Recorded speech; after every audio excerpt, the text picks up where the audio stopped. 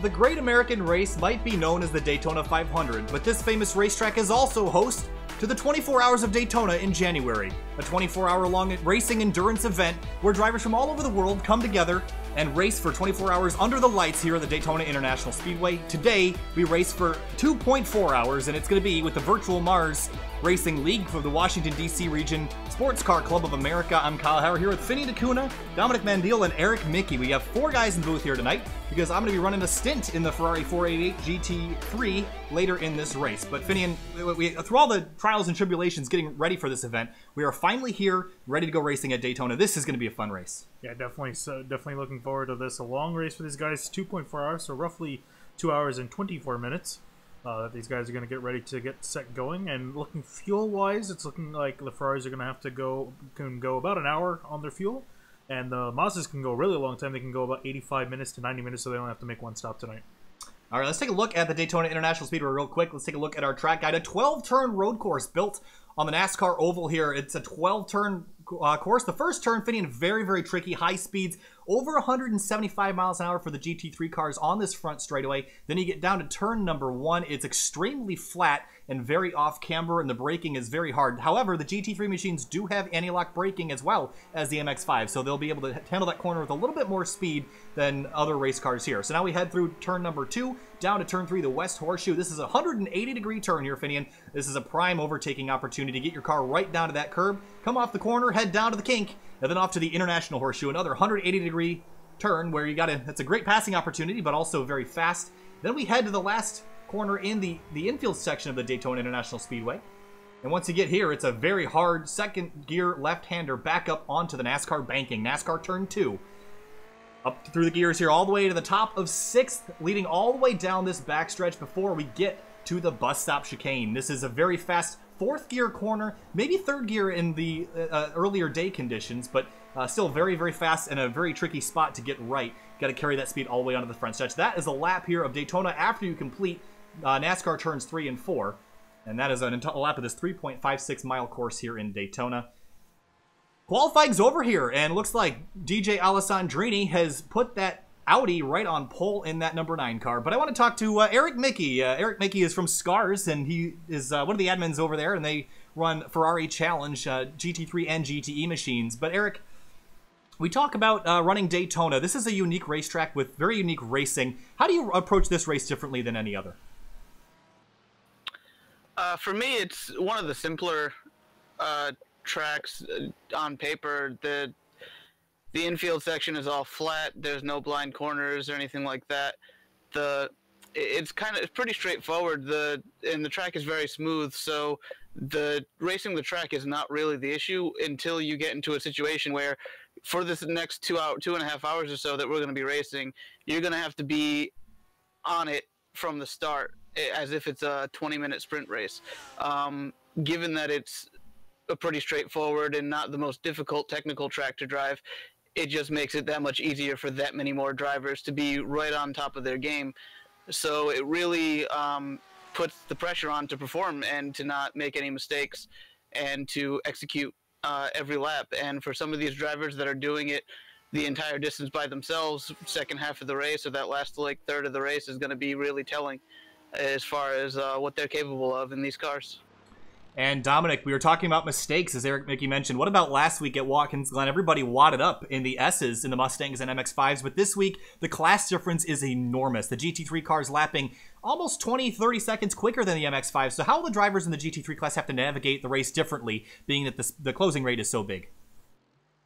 Well, Kyle, the nice thing about Daytona is the fact that you do have this banking that's wide enough where if you were to come up on some traffic, that's a lot easier to get around.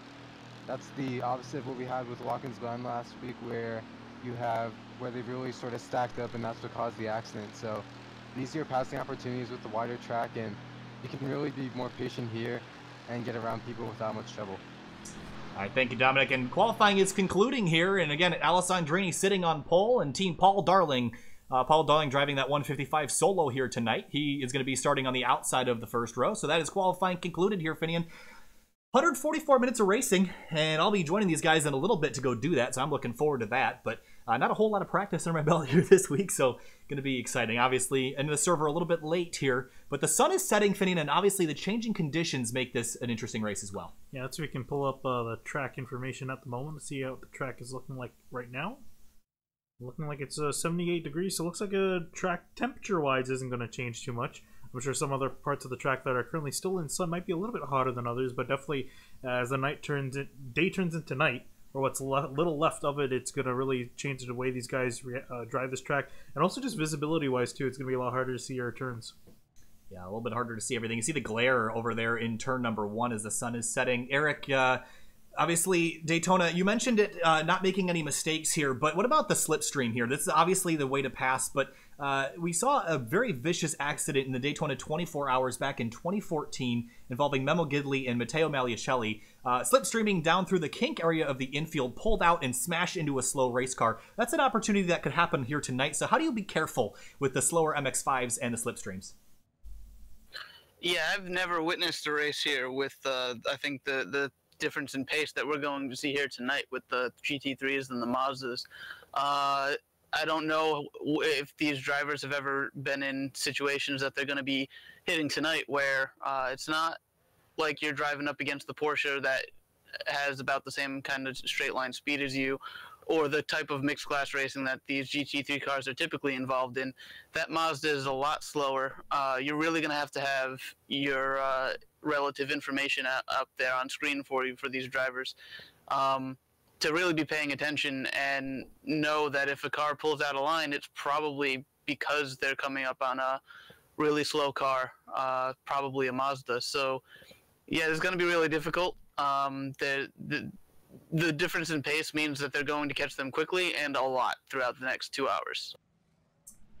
All right, so as these cars pull away, we mentioned the class difference. I'm trying to see if the paints are working correctly here. I think they are here, Finian, but yeah, I should be saying. I think some guys might not. Oh, you know what it might be, because it's the team paints. Yep. Yeah, I was just saying the PMF car, the Ferrari, should have a paint scheme on it, but I don't think it is going to load for us, unfortunately.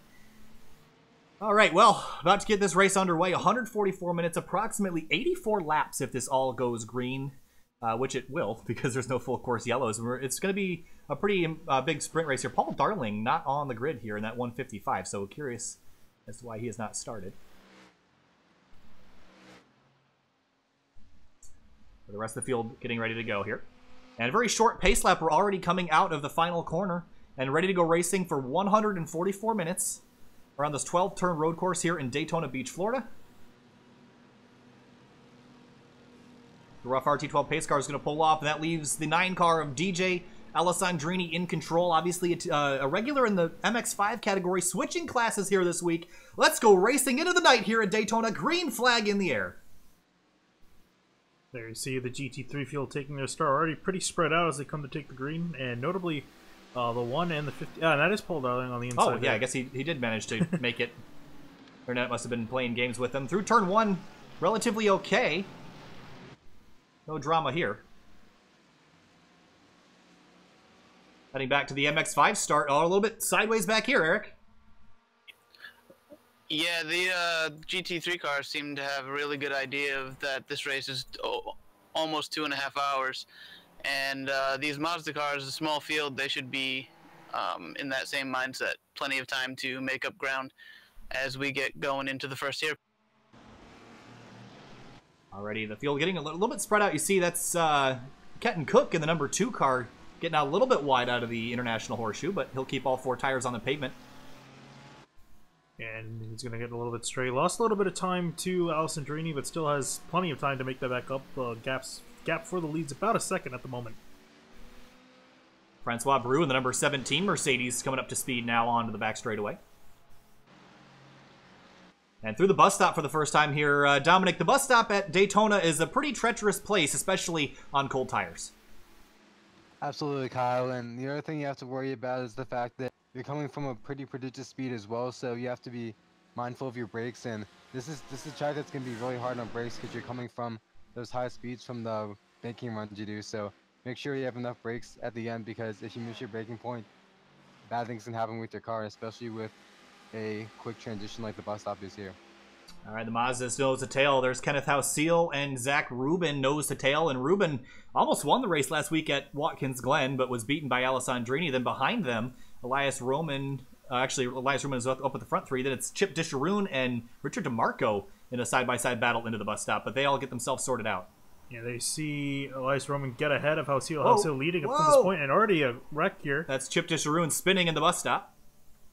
So already going to put himself behind here. Not a very large MX-5 category here tonight, no. Vinian. So without the draft, he's going to lose a lot more time. Yeah, he's going to have, has a lot of time to make it up, but is already down deficit. There you see in the BMW, that is the 10 of David Alessi, fighting with Kyle Herbst in the 1 Mercedes. And Herbst loose. Whoa. And wow. Herbst is going to spin into the International Horseshoe. No contact is made, but he'll lose a bunch of spots here early. Yeah, great job keeping it out of the line. He could have gotten into the 10 of Alessi, ruin his day, but he's going to try to get it turned around here, but it's going to lose a lot of time.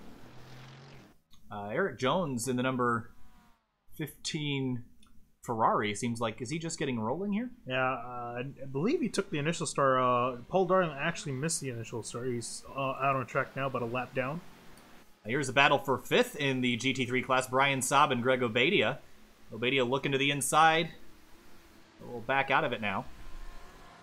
Up front, though, Finian, the GT3 class getting real close. Alessandrini trying to run away from Kenton Cook, but can't do it. Cook's been kind of catching him here. He was about, again, gap was about a second and a lap ago. Now down to 2 or 3 tenths of a second. So Cook really catching up to Alessandrini. Might have a fight with him here. So 2 Audis battling it up towards front. Difficult part about this slipstream going into turn 1 is it's powerful enough to get you to him, but once you get to turn 1, you can barely just, as you can see, get to his outside, and then it's time for the braking zone, and at that point it becomes whoever's... Yeah, you see Alessandrini run wide there, Eric, and I think he got in on the brakes a little bit too deep trying to run defensively, so is it too early to be running defensive, do you think? Nothing he did there, excuse me, seemed too crazy. There's a fine line between defensive and then actually defending, in my opinion, and I think there's just defensive because if you can keep the clean track ahead of you, if he feels like he's got the pace to eventually pull away, if he can ever get a gap where the drafting won't bring the second place car back to him as they almost make contact heading into that final corner before heading back out onto NASCAR turn 1. That's probably the goal. Keep the lead and then try to create that gap to where the draft won't bring that car back up to him by the time they get to the next corner. Absolutely. And Dominic, we're watching the battle for first right now. It looks like Kenton Cook's going to go to the outside. It would be door-to-door. Alessandrini moves over on him, almost contact into the bus stop. And Alessandrini will outbreak him here. But Dominic, we saw pretty hard racing at Sebring, but that's a pretty different track in terms of Daytona. So these guys typically don't have as much experience in the GT3 machinery as they do in the MX-5s and Mustangs. And how does that skill carry over to a bigger track like this? So, Carl, I think one of the big things about being here at Daytona is the fact that these cars do get to stretch their legs on the banking. And I think for the cars that they are, the GT3 cars, I think that really plays to their strengths, unlike Sebring, where there's a lot of transitions and a lot of different conditions. So I think the GT3 cars will be in their element here. So, but in terms of being able to command your car for a long race, I think a lot of that carries over from what we've seen earlier this season. Yeah, and we see the front 3, Finian, you're pointing your finger at them. They're getting pretty close here. Yeah, I was going to say, while these guys have been battling, while Alessandrini and Cook have been battling, you see Cook go to the inside trying to get a position from Alessandrini. Might have it here. Ooh, he almost clears him. Can he get the job done? No, they're going to be side by side heading over to the kink. But and there's some Mazda traffic up ahead. Oh, and 3 wide for a moment. Yeah, very fast speed differential. You could see there Alessandrini had a let off in the kink, and that's going to give it to Cook. But what I was saying is that Stacy's been able to catch up to these two while they've been fighting. Yeah, that big Mercedes, Finian, it drives like a refrigerator. It sounds like Hell's Gates, but it's coming fast in 3rd place up to the rear bumper of Alessandrini and Kenton Cook. This was definitely a situation where those Audis battling for position instead of working together is causing that 3rd place Mercedes to be able to catch up with them. And that's what I was talking about. We just saw as they were going through the kink there and ended up going 3 wide. The closing rate between the GT3s and the Mazda is so drastic that in a lot of other mixed class races with GT3 cars involved, you probably would have been able to hold off until after the hairpin. But when you've got cars that are as slow as that Mazda, there's just you can't allow yourself to give up that amount of time to take it easy. So that's going to be a factor as we keep going in this race and things heat up towards the end of it. The risk of losing time is much greater considering the types of cars we've got out on track. Oh, we're 3 wide for the MX-5 lead right now here, Eric, and looks like, is that going to be Ruben in the number 7 that's going to take that lead away from Ken Hausiel and Elias Roman? Here comes an Audi to the outside. Wow. Is that the leader? Yes, it is. It's Kenton Cook. Did he get into the fence? I think he did. Got a little bit of a dent there. Nothing too bad. I thought he was going to have it a lot worse. You see Ruben trying to get out of the way of Alessandrini, and James Stacy stuck in all of this, trying to weave through this traffic. This is absolute chaos back here, Finney. This is what we're going to be dealing with all night. The speed differential, absolutely enormous, but looks like everyone gets through here without too much incident, but that's going to leave Hausiel in the lead after he gets around Zach Rubin through all the chaos. Yeah, let's see if we can actually get a camera on Cook just to see if he has any damage. I heard a little... Yeah, he does have some right door damage there, Finney, but it's pretty slight. I don't think it's going to affect him too much. Just a little crinkle above the... right in front of the right rear wheel. Yeah, That was that risk versus reward I was just talking about. Yeah. If you could get in there without the cars behind you being able to get through them, going through turn 1, there's a lot of time to be gained there, and that was a huge risk. And Kenton Cook has come out of it with some damage, but we'll see. These GT3 cars are fickle with damage sometimes. Sometimes it'll kill you and you look at it and you're wondering why, and other times it'll act like a tank and it'll take a bunch of hits and keep going without losing speed. But as you can see, he has not been able to lose that second place Audi. You see Kyle Herbst has just gotten around Francois Brou. That's a position for 10th in class in the GT3 category. I wanted to take a look at Kenton Cook on the backstretch chicane here. I think they're already in 3 and 4 now, but it seemed like Cook was getting through the bus stop a little bit better than Alessandrini was, and that's a pretty important place on the track to be fast. Yeah, definitely, because you basically set up the run through NASCAR 3 and 4 to the front straightaway. So if you get the corner wrong and you mess up your exit, you're going to lose a lot of top line speed. And here comes Alessandrini charging to the outside. Looks like he's going to back off for now. Yeah, this is a corner that you can probably make a late apex in here. And Dominic, we talk about momentum racetracks, and maybe the Mustang at a track like Summit Point might be a better example of this, but apexing late and getting the power down is just as important in GT3s as it is in smaller cars, is it not? It absolutely is, Kyle. And with the GT3 cars, the sooner you can get on that throttle, the better, because they're very much a power-dependent car. Unlike the MX-5s, where you can make up the lost ground and lost momentum by having the draft in. The slipstream being so prominent here, that will help them a lot. But with the GT3 cars, making sure that you get the power down, any kind of advantage you can get will definitely help you. And if you're watching at home right now, if you look on the nose, actually on the windshield of the GT3 machinery, you can see that white number located on the top left of the windshield. That is their running position in class. So Kenton Cook has a bright 0-1 on the windshield, and Alessandrini has a 0-2 because they're first and second. You see Alessandrini using that slipstream expertly. He might take a look down here into the bus stop. Yeah, it'll be a little bit late here, but here comes Alessandrini. He's going to try to be side-by-side with Cook, who backs off first. Alessandrini will have to give it up. I don't think you can go through here side-by-side unless you're going awful slow. Yeah, and I think really you won't see these guys go side-by-side until the last few laps of the race. It's really dangerous. It's a very tight complex of corners. Here we see now Greg Obadia and Brian Saab fighting for position here for 5th. These guys have been fighting for a lot of the race so far here, but Obadia has taken that 5th place away from Brian Saab. And then just behind, the PMF Motorsports car of Dave Fitzgerald and David Alessi trying to chase him down in a BMW. Yeah, it's a little bit close here towards the midfield between 5th through 8th. But still, I'd still say our first and second battle is the closest. Actually, well, I was going to change you. Lead coming down to the bus stop in the Mazda class. Yep, there's Ruben and Hausiel. See, the lights have just come on here, Finney, and the headlights are now on. Head into the bus stop. Ruben's got the lead. Hausiel close behind, and both these guys are extremely talented, but the draft is going to equalize them here tonight. Yeah, notably too, looks like Elias Roman's lost touch from these two guys in front. Remember, he was fighting with them after that turn 1 incident almost went bad, so it looks like he lost a little bit of time somewhere. So he's got to chase those guys back down. He might be able to, honestly, the way that they're fighting. Well, the problem is that they're fighting and they're also drafting, so that's certainly hurting his opportunity to get back there. But we're side by side again, coming to the line, and we're going to see this for probably most of the race.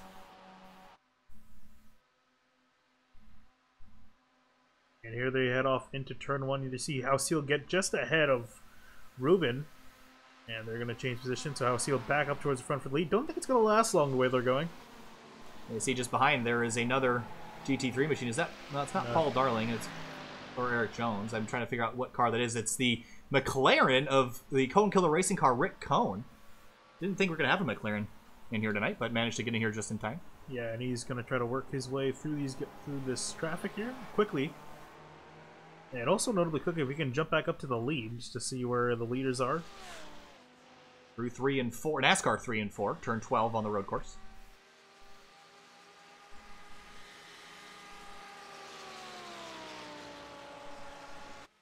So far we're currently ignore the timer on the top top I was just left. about to mention that the timer in ATVO for some reason can only do 60-minute increments in the way that I have it implemented, which is really silly. But 11 minutes remaining in the first how do I want to say this, first 20 or so minutes. So we still have 2 hours left when we get down to 0 there. So 2 hours 11 minutes remaining in this 2 hour and 24 minute race, I believe is the total. So got a long way to go here tonight. Seems like both of our leaders have decided to cool it down a bit after they were really aggressive in those opening laps, getting through traffic. Now it's pretty much a waiting game. I would say that Alessandri is probably sitting waiting for an opportunity, a small little hiccup or a mistake to be able to get back by to the lead. Otherwise, at this point, the difference between these two cars looks, without any mistakes, looks like it'll be the cycle of pit stops we'll be getting to in about 50 minutes or so.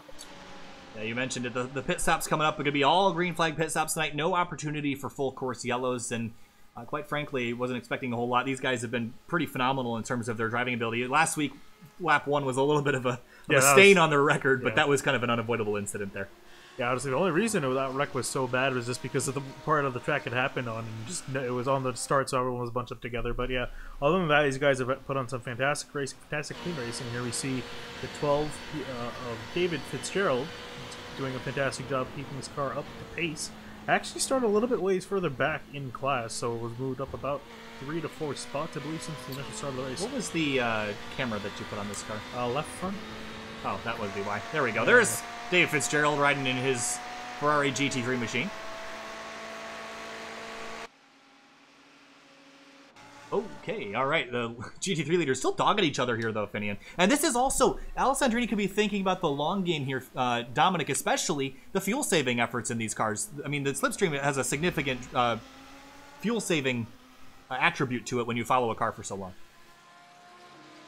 That's right, Kyle, and as we get deeper into this race, these guys are going to have to be thinking about their fuel strategies. Where can I fuel where I'll be in a better shape than my opponent? Right now, we see our GT3s going through the infield, so with them running in such close proximity, they're going to have to think about how will my strategy be similar or how will it be different than my competitor in order to get the better advantage. So, Dominic, I have a question for you.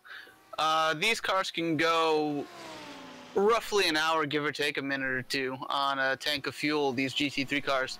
Do you think we are maybe 5 to 7 minutes away from them making short pitting this first run and then maximizing the fuel runs on the second 2 runs of the race? Or do you think these guys will run it till it's dry and then do a short run at the end? Well, Eric, I think the best thing for them to do would be to run it a little bit lower and then try to make it until the end. I think right now they're in a good enough position where they have enough fuel, and well, now as they're working through some side traffic, they can use a little bit of fuel now and then try to, squeeze as much as they can and then go ahead and do their stop and then try to make it to the end. I think that's going to be the most competitive strategy at this point. Pass for the lead right now. There goes Alessandrini around the outside of Kenton Cook, but he cannot complete it. He's wide out in turn 1. He's going to get passed back by the number 2 car, and just like that, the position swapped and was changed back by the time we got to turn 1. Yeah, and again, Alessandrini still trying to prod at Kenneth Cook as he actually has a little bit of blinking. Oh! Whoa! In there real deep into the corner. Yeah, and I think that's because Alessandrini couldn't see Cook entering the corner, so that could have been very bad. Luckily, they're both unharmed. Yeah, they're side by side now in the infield here. They're going to head through the kink, and I think the 2 car will nose ahead here, but if Alessandrini can get a good run down into the International Horseshoe, he might take a look. It looks like he'll stay behind for now. Yeah, so I kind of wonder, speaking of just these guys pitting early, I gotta imagine, especially if you're in the draft behind someone, these guys are going to probably stay out and try to milk that as much as possible, because it's definitely faster being in the draft behind someone than being out there by yourself. So you might actually see potentially guys who are caught out all by themselves, not around any draft to really save any fuel or do any sorts or gain speed. They might actually try to come in and yeah, short. I definitely think there'll be a split strategy for people that are running by themselves versus guys like Cook and Alessandrini who are drafting nose to tail. That's certainly a possibility. I think a lot of people there's leaders and there's followers. I think a lot of these people will probably just follow what these leaders do, though. Into the bus stop again now for the 10th time this race. And it seems like Cook is just making up so much more time through the bus stop than Alessandrini. Just very smooth through there, stays in 4th gear. And that's such an important part of the racetrack to be fast in. Yep, and also we saw too James Stacy slowly. It looked like almost that he was catching these guys. Not quite, however. He's a little bit off the pace from them, but still relatively close to them. 4 seconds behind. Better than currently 6th place Samuel Scott. He's had a very quiet night so far. 4th place, he's number 6 car. Oh, sorry. So wrong column. Yeah, so he's currently in 4th place. He's 11 seconds behind James Stacy. Let's look and find our MX5 leaders. Howe Steele out in front of Zach Rubin by about 0.6 of a second, but obviously that difference means very little here. As long as you're in the draft, you're good to go. You see, that's the 8th place, number 13 of Greg Obadia, just lapping them. So the MX5s have already gone down 2 laps. We're only 11 laps into this race. So these guys are going to be lapped many, many times before the night is over. See, the front 2 are still just all over each other. I do think Alessandrini is being smart about this, though. I don't really think he has any strong desire to be in the lead. He might just want to be sitting back here for fuel. Yeah, I was going to say, even if he gets out in front, he's pretty much a sitting duck to Cook behind him, as he's just going to draft up and go around basically what Alessandrini's been doing here and there. So, yeah, I think the smart move is just settle in behind each other. Don't end up potentially causing a wreck between you two, because you're both leading the race. So where I think pit strategy can be really interesting if they did decide to do different things. If Alessandrini thinks that he has better overall pace than the 2 car leading this race, he might want to shift strategies and come in just about 5 minutes or so. And then the Cook doesn't have anybody to draft with once he pits. So if he can run better lap times when Cook finally does pit, he'd be able to cycle out ahead. But right now, I guess it all just depends on how strong they feel about their car and their chances to outrun the other. Oh, Alessandrini just sent a cone flying off in turn 1. He went so wide. Again, I think he's going wide on... Well, I was going to say he wasn't trying to pass Cook, but he's pushing him now here, Finian. Yeah, it's kind of weird. It seems like at some points he seems to be not wanting to pass Cook, and then other times he wants to get the position right now and then. So it's very inconsistent, I would say. Yeah, I'm getting mixed messages from him. You can definitely anger your tires in these cars.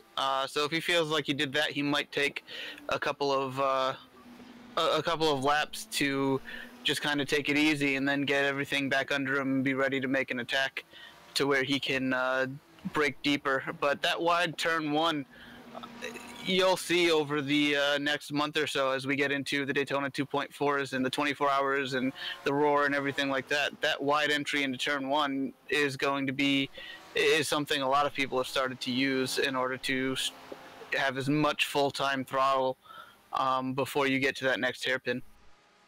There you see these guys getting around the 98 McLaren of Rick Cohn. He's gonna be put a lap down first in the GT3 field to be a lap down.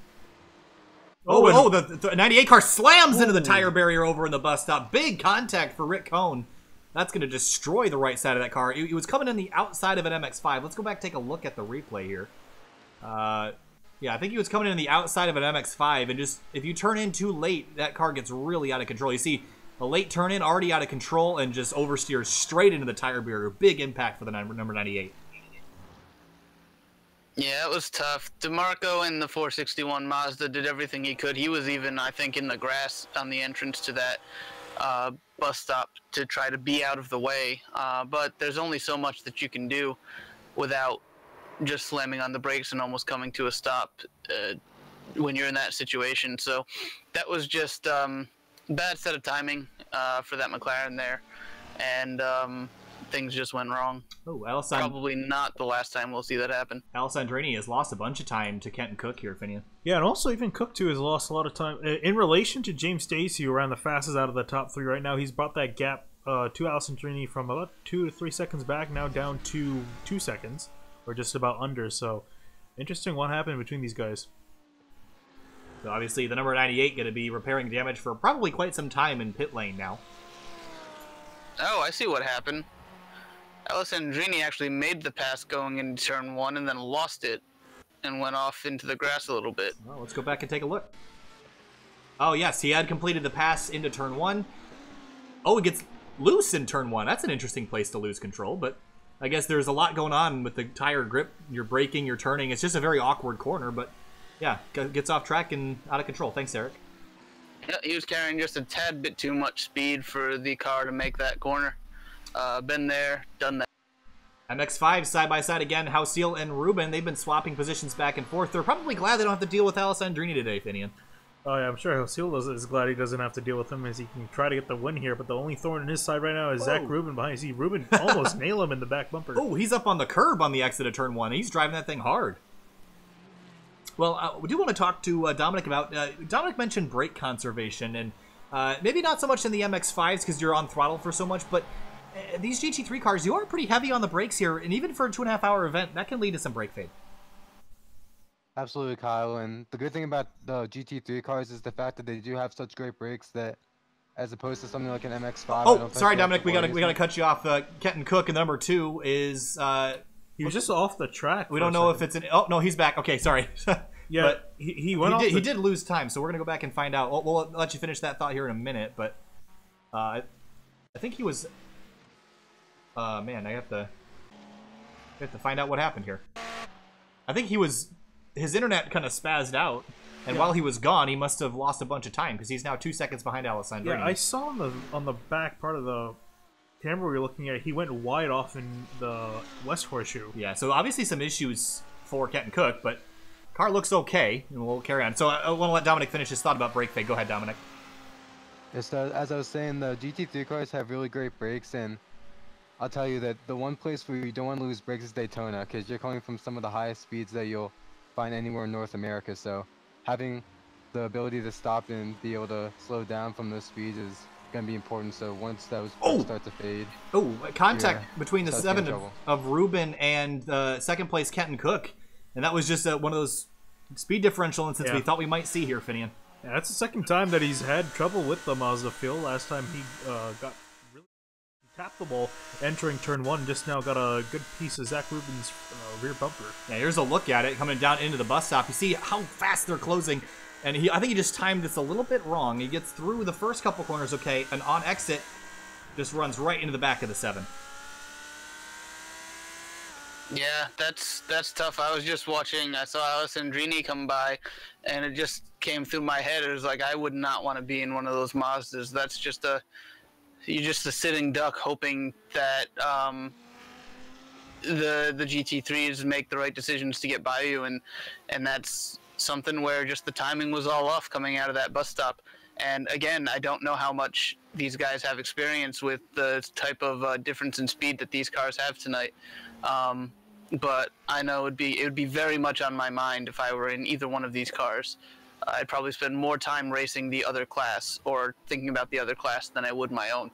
Yeah, well, I mean, the normal class structure that we run here in VirtualMARRS is Mustang and MX-5, and at most tracks, those cars are within 2 seconds of each other, but 20, 30-second lap differences, I mean, if you're an MX-5, you don't even have time to look in your mirror when you're battling other people. You look up and, you know, the car might not be there. You go around one more corner and all of a sudden there's 5 GT3 cars on top of you. So the class structure, very interesting in terms of how the interactions are today. We've already had 3 DNFs, Rick Cohn, Paul Darling, and Chip Disharoon. Richard DeMarco and the number 461 MX-5 is back out on track 4 laps down. 1 lap down from the other 3 MX-5s that are left.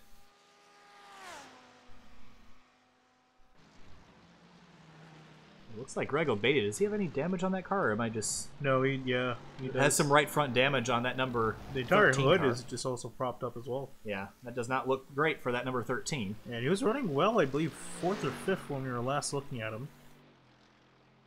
And he's dropped back quite a bit and running significantly slower times, about 2 seconds off some of the guys up ahead. Yeah, 146.4 for his last lap, and Alessandrini just ran a 143.7. So pretty off the pace for that number 13. Well, Alessandrini's opened up a 5-second lead now, and it's not due to him just running away. It's because Kenton Cook has had his fair share of issues.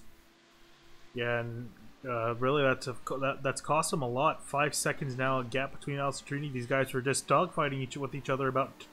and he spins again into the International Horseshoe. Another mistake for Kenton Cook. That's going to cost him even more. There you see James Stacy now. He's been riding in third for most of this race. He's going to come around Kenton Cook. And it's going to be Kenton Cook, and he's going to get a clean pass there. Actually, not so much. Not so fast. Kenton Cook's still on the back bumper. Yeah, just a little spin there. I think Cook's got more pace than that 0-2 Northwind Puffin Racing Mercedes. But, I mean, with the amount of mistakes Cook's making, I don't know. If he can get back up there to Alessandrini, I'd be surprised. He's now 11 seconds back. We still have an hour and 56 minutes remaining, but not a good start for the 2-car. No, not indeed, but here's something I could see. They probably won't do this, but here's something that is a crazy idea. These guys could try to work together here on the oval parts, try to kind of draft around each other. They could potentially make up time, and they'll make very small inroads. But we still have 2 hours left in this race. Yeah, I mean they could potentially catch Alessandrini because he has no help right now. Yeah, I mean, you could probably knock a couple tenths off. I just feel like that's a strategy better suited to the slower class. I mean, the GT3 cars, because they're so different in construction. You see that here comes Kenton Cook back around the outside of James Stacy. They're so different in construction. They all break at different times. They'll weigh very different amounts. So these are very tricky race cars to do that strategy with because they're so different. Yeah, so that's really probably one of the only things that they can work with here. I don't think the 2 has enough pace to catch Alessandrini. We've seen that he's one of the pretty much the fastest guy in the Mazda class when these guys race their normal class structure, and has shown that he's a very good driver. So we'll see if Kenton Cook could try to fight Alessandrini. Did Alessandrini? Where did he finish in the GT3 race at Sebring? Did he win that? I thought he won that. If you could double check that, fact check that for us, because Alessandrini, for Eric, because he's new to this here this week. Eric, Alessandrini has won every single MX-5 race that we've had so far this year, so he is really, really good. And that skill transfers over to the GT3 cars quite nicely. But as Finino's going to double check the Sebring results, I believe he was. Oh, no, it was Halcyon won. Oh, Halcyon won that race. Oh, okay. Oh, okay. So Alessandrini, he has not finished worse than second in any race so far this year. That's pretty dang good, I would say. Oh, absolutely. That's impressive.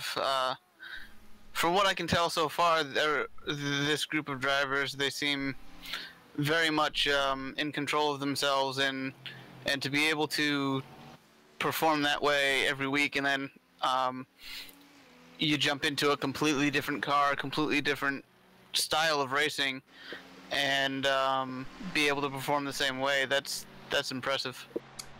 Yeah, and we've got a pass for 7th on the racetrack right now. Kyle Herbst in the Mercedes going around the outside of Dave Fitzgerald. That'll be a position swap for 7th, but Fitzgerald, he's going to let the 1 car have it down into the bus stop.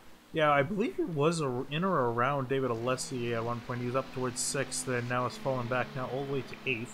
So he'll try to keep tabs with the 1 of Herbst, but Herbst in that Mercedes has a huge advantage on these straightaways. Yeah, and Herbst is one of the guys that's extremely skilled on the Mustang side of things, and you would think that would be a little bit closer to the GT3 cars than the MX-5 is with Alessandrini, but... Well, I mean, he was, again, fighting up there for position and then got into... he got himself involved in his own... Try that again! He messed up by himself, basically, is what I'm trying to say. He made a mistake in the International Horseshoe. Oh, my God. Okay. I always get those confused. I'm trying to learn tonight. So he made a mistake and took himself out of this, but he's been chasing himself up towards the front. He's in 7th, and he's got 3.5 seconds up towards David Alessi for 6th. Well, we started this race with the sun above the horizon, and now it is officially set. The lights are on here at Daytona. An hour and 53 minutes remaining. You see Herbst working through some MX-5 traffic right now. Alessandrini has a 10.9 second lead over Kenton Cook in the number 2 Audi. A pair of Audis, and then Mercedes, and I believe it's another Mercedes. Yep, the UMBC Racing number 6 of Samuel Scott is in P4, and a Ferrari in P5 with Brian Saab. Yep. So a little bit of diversity in the top 5. Ooh. Oh, and that's the 13. 13. Greg Obadia spun around. That's just out of the West Horseshoe. Yeah, he's gonna definitely have a slowdown, considering he probably cut across the track. Yeah, let's go back and take a look at what happened to the 13 car here. Oh, actually, no, he did not. This is a... Oh, you see the brakes glowing real hot on that 13 already. Yeah, spot on exit. Oh, yeah, just hits that exit curb, jumps over it, gets into the sand, and loses grip. And goes for a long slide. I'm surprised he didn't get a black flag for driving backwards there. Yeah. Probably got close to it. I'm sure it was prompting him to get that thing turned around. Yep. But yeah, went from running 9th to 11th, so Obadiah's day not going good at all. Not so good for him. Meanwhile, for 3rd place, things are getting a little spicy. Ooh, James Stacy has actually fallen. Where is he? He's back to 5th place. Oh, maybe in pit road. Yes. Yeah, so we have our first pit stop of the night. James Stacy in the number 02 Mercedes pitted from 3rd. And this is what we were talking about. What we were talking about with Eric and Dominic earlier is these guys coming in to the pits early and not necessarily running the tank out. So Stacy trying to set up for the long game here. I think so. I like that strategy. Eric mentioned that was probably the way to go. Pit once, and then you can make one more stop from there and go for it. And I'm curious to see what the rest of the field does. Of course, I have to pay real close attention because as soon as Fitzgerald comes, I got to bail. MX5 leaders still nose to tail. House Seal and Ruben. That damage on Ruben's rear bumper doesn't seem to be affecting him at all, and I wouldn't expect it to. But they're still nose to tail on the back straight here. 19 laps into this race. Yeah, these guys have not been separated. They've been together like glue. And there you see Kenton Cook trying to get through this traffic here. Catches the same 7. Spot, yeah, same spot again. And luckily he didn't rear end the 7 this time. Greg Obadia on pit lane. I think he's just going to come and get fuel and tires for that car. And now that's another interesting question, Eric. What do you think about tires for this? Because it's a two and a half hour race, essentially. And tires are typically, in a shorter race, you don't want them. But what's the tire degradation here like at a track like this? I think in normal conditions, you would probably want to take tires every time you pit, especially the beginning of this race happening when the sun was still out a bit. Probably used up more than the second set of tires they put on these will be tonight. So I think it's going to be pretty straightforward of taking tires each stop. I think when you get down to it, that on the final stop, if Alessandrini still has the lead that he has now or larger, then he's got no reason to do anything different but take forward and make sure he's got plenty of fuel to make it to the end. But I think back, if you're within 6 seconds or so, or 6 to 10 seconds, then maybe you do decide on the last stop to not take tires and to go an extra 24 minutes or so on a set of tires. You basically just have to be able to offset how much time you'd be losing per lap versus how much time you'd be losing in the pits taking the set of tires. So I know the last time I tried to double stint tires in a GT3 car, it went horribly, but I'm not sure that that's going to carry over to the track conditions tonight. But yeah, it'll be something they play with for the final pit stop. This first pit stop, pretty much everybody should be taking all 4. As far as the Mazdas go, I have very little experience with those, so I do not really know. I can't imagine that they're putting too much damage on those tires, considering the speeds that they go. They're not really putting too much pressure on those tires at any one time or another. Yeah, that's probably a pretty fair assessment. And Dominic, you mentioned earlier the brake degradation here. We're watching cars enter the bus stop chicane, and the amount of brake rotor glow is a little bit surprising to me to hear this early, Finian. But Dominic, I wanted to ask you again, is there any way you can conserve brake energy? Because we see a lot that some drivers are a lot harder on the brakes than others. So, Kyle, I think one of the best things you can do into these braking zones is make sure first that you're braking in a straight line, because when you try to turn and brake at the same time, I think that puts a little more pressure on them than is necessary. And also, I think what you can do is make sure that you're just flipping the brake a little bit just to make sure you have life in the pedal, because one of the things that can happen is using it so much creates so much heat that you end up warping the brakes after a while. So just flip it a little bit to make sure there's life in it, to make sure that you have fresh brakes until the end of the session. Yeah, it's actually pretty interesting. We've been watching several different drivers enter the bus stop here, Finian, and it's very obvious which drivers are using the brakes more. Alessandrini's rotors were barely glowing. Let's see if Kenton Cook Yeah, his are not even getting red at all. Yeah, part of me also wonders this too is how much is it down to cars, because I think we've only really seen the rotors really glow in the Mercedes. So here's another one headed. Yeah, the Mercedes are glowing real hot, and that might just be a weight difference, maybe. But I mean, the Audi is not a light car per se. It might be also a difference in the actual brakes themselves. Well, also the weight distribution is something we had to think about too. Yeah, I think the Audi is a mid-engine car, so it's got a lot more weight on the rear axle versus the front, and so the front brake's going to work pretty hard on the Mercedes. So that might be one of the changes there. But the BMWs also don't seem to be glowing that much, and they have a big, heavy front engine layout too. So I don't know, but it's interesting to see the differences between the cars and the driving. Very beautiful out right now. The lights are finally getting the track right enough to actually see what's going on. And Alessandrini has extended his lead just slightly up to 11.1 seconds.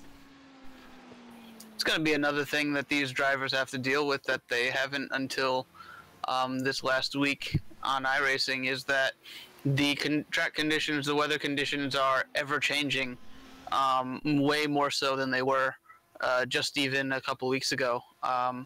So the amount, judging by previous race experience here at Daytona, is not going to be able to give them all the information they need about how they need to drive these cars and make sure that they have complete control over and knowledge of what they're going to do by the end of these runs, as I'm watching a battle for the Mazda lead heading into turn 1.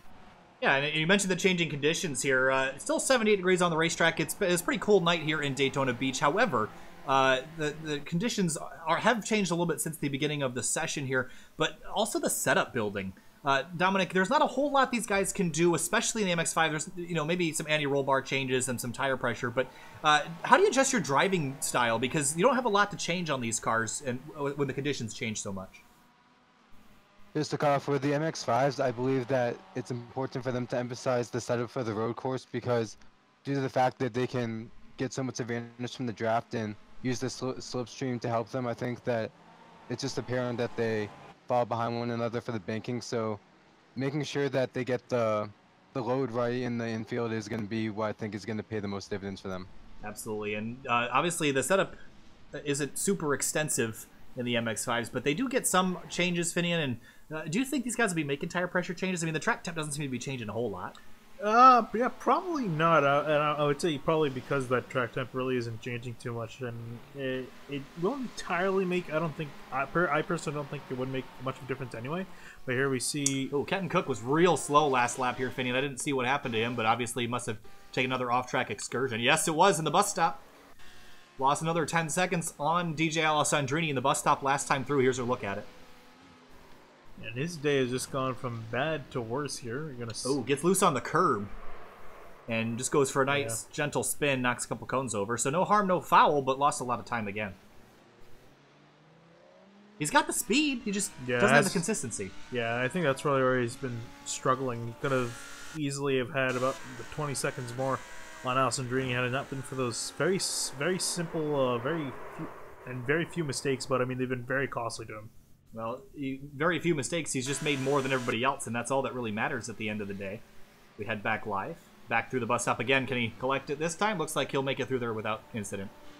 I'm sure he's probably going to be taking it a little bit more careful now after... Oh, I also need to mention, actually, you know what I forgot to do is set the incident limit. I was just about to mention there was a 35x incident limit, and I forgot to set because it's all right. It's no big deal. But I was going to mention about to Eric about the exit of the bus stop. That's kind of a gotcha zone for slowdowns there if you go a little bit wide at the exit. Yes, early in the race I thought both the 9 and the 2 were really taking full advantage of the runoff room that you're allowed, and a couple times I thought maybe they were going to get hit with a slowdown penalty, so they're going to have to be very careful about that. At this point, there's no reason for DJ Alessandrini to even think about pushing his luck with anything like that, especially because if you hit it a particular way, you can lose the car very quickly, and the angle you're exiting that bus stop, if you do lose the car at any point there, you're probably going to end up in the wall. So he has no reason with an over 20-second lead at the moment to be pushing it at all. But second on back seems to be a lot closer. There's a lot of time to be gained from either out strategizing your opponent or being able to take as much runoff as you can without actually pushing over that limit. Speaking about pushing, Yeah, there's a little bump draft action going on in the back straightaway. Yeah, Hoseo giving a little bit of a shove to Ruben. That's actually a little bit dangerous considering Ruben has a nice big old dent in the back bumper. So also nice to see that that's not hurting Ruben's car. He's able to keep pace. I'm probably going to go step away as I think we're we're getting close to the 50-minute mark of this race. So I'm probably going to step away and get ready for my stint in the 488. But Finian, I'll hand you the controls. And good luck, guys, and I'll see you in a little bit. And feel free to drag me back in here if you want to. I'm going to be under your account, so just jump on my headphones or plug yours in or whatever. But I'll be back in a little bit, guys, and good luck with the rest of the broadcast. Good luck in the car. Yeah. This Mazda battle is probably the most fun anybody is having in this race at the moment because they're not going to be able to get away from each other. They could probably just keep drafting by each other every time they get onto the oval part of the track. So at this point, unless one of them were to make some kind of major mistake that gets them out of the window to where they'd be able to draft back up to the leader, they're probably going to be doing this and running this way until they pit, which, as we know, for these cars is going to be much longer than the GT3 cars.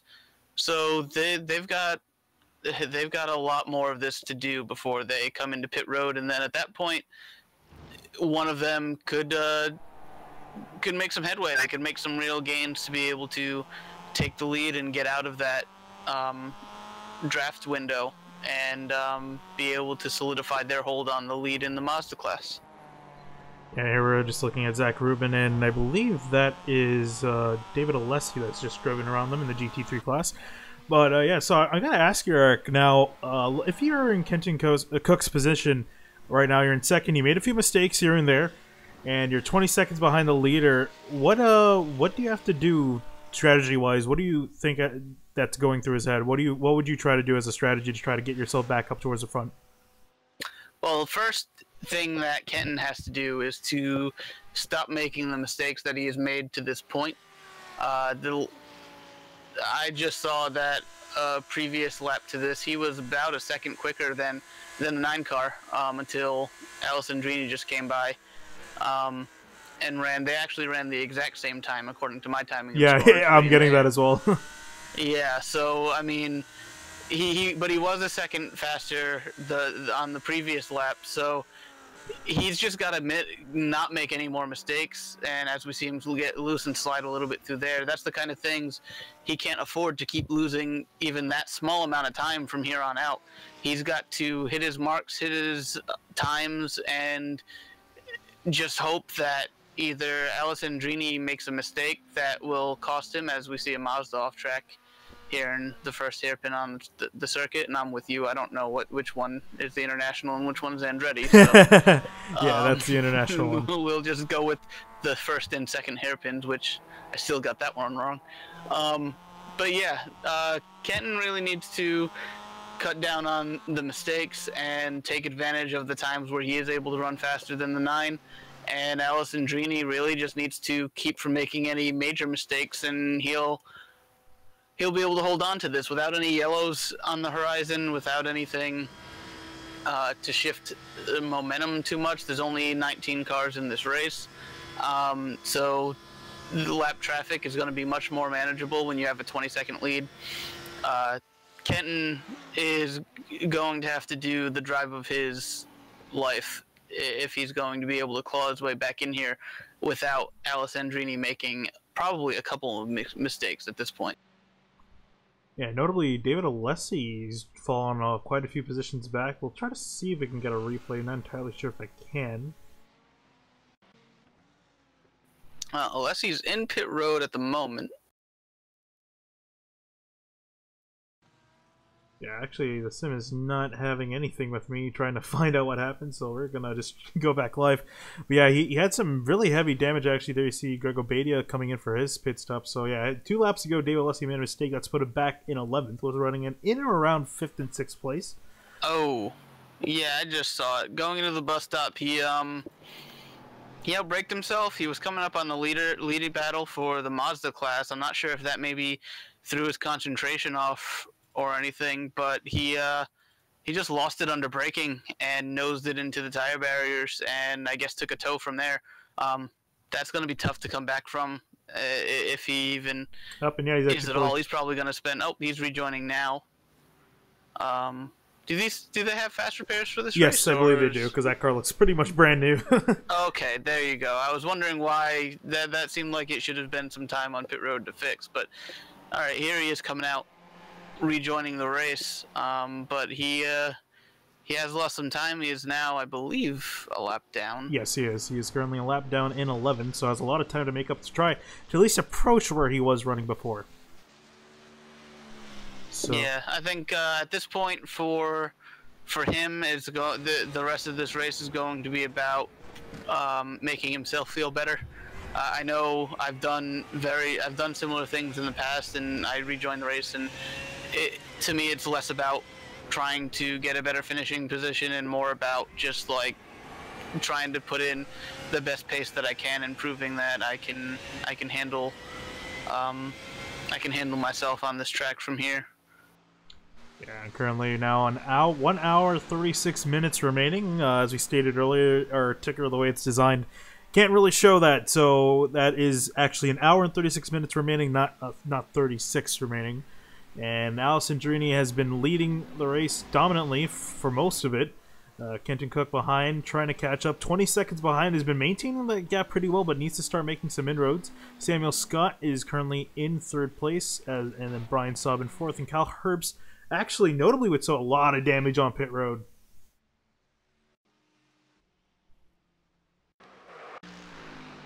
See if we can try to find where it is, and I think I did find it. So go back to the replay. I believe this was entering turn 1. And here he comes across the stripe. And was running in 5th, and wow, just gets loose on in the tri-oval. And hard impact to the pit road wall. We'll see if we can try to get another look at that. Yeah, that's unfortunate. When you have this few cars in the race, and you just kind of want to do the best you can here to put a race together. And I believe that's the car Kyle's supposed to be getting in, isn't it? He's actually supposed to be getting into the 12 of Dave Fitzgerald. There you see Herbst get loose in the tri-oval and spin towards the wall. Yeah, that was a weird one. Yeah, I'm not sure. Not quite sure what happened there. I've never experienced a car getting loose in the tri-oval like that. He must have angered the tires or something on that one. That was a weird look. Yeah, from my view, it looked like he went up towards the wall and then arced it in a little bit too much to the left, and then that got the car all out of whack, and then he lost control into the wall. So, yeah, I agree with you. Definitely very strange wreck. As we Dominic, if you're still with us, do you have any ideas on what that might have been that caused that accident? Because that's a really strange place to lose control of your car.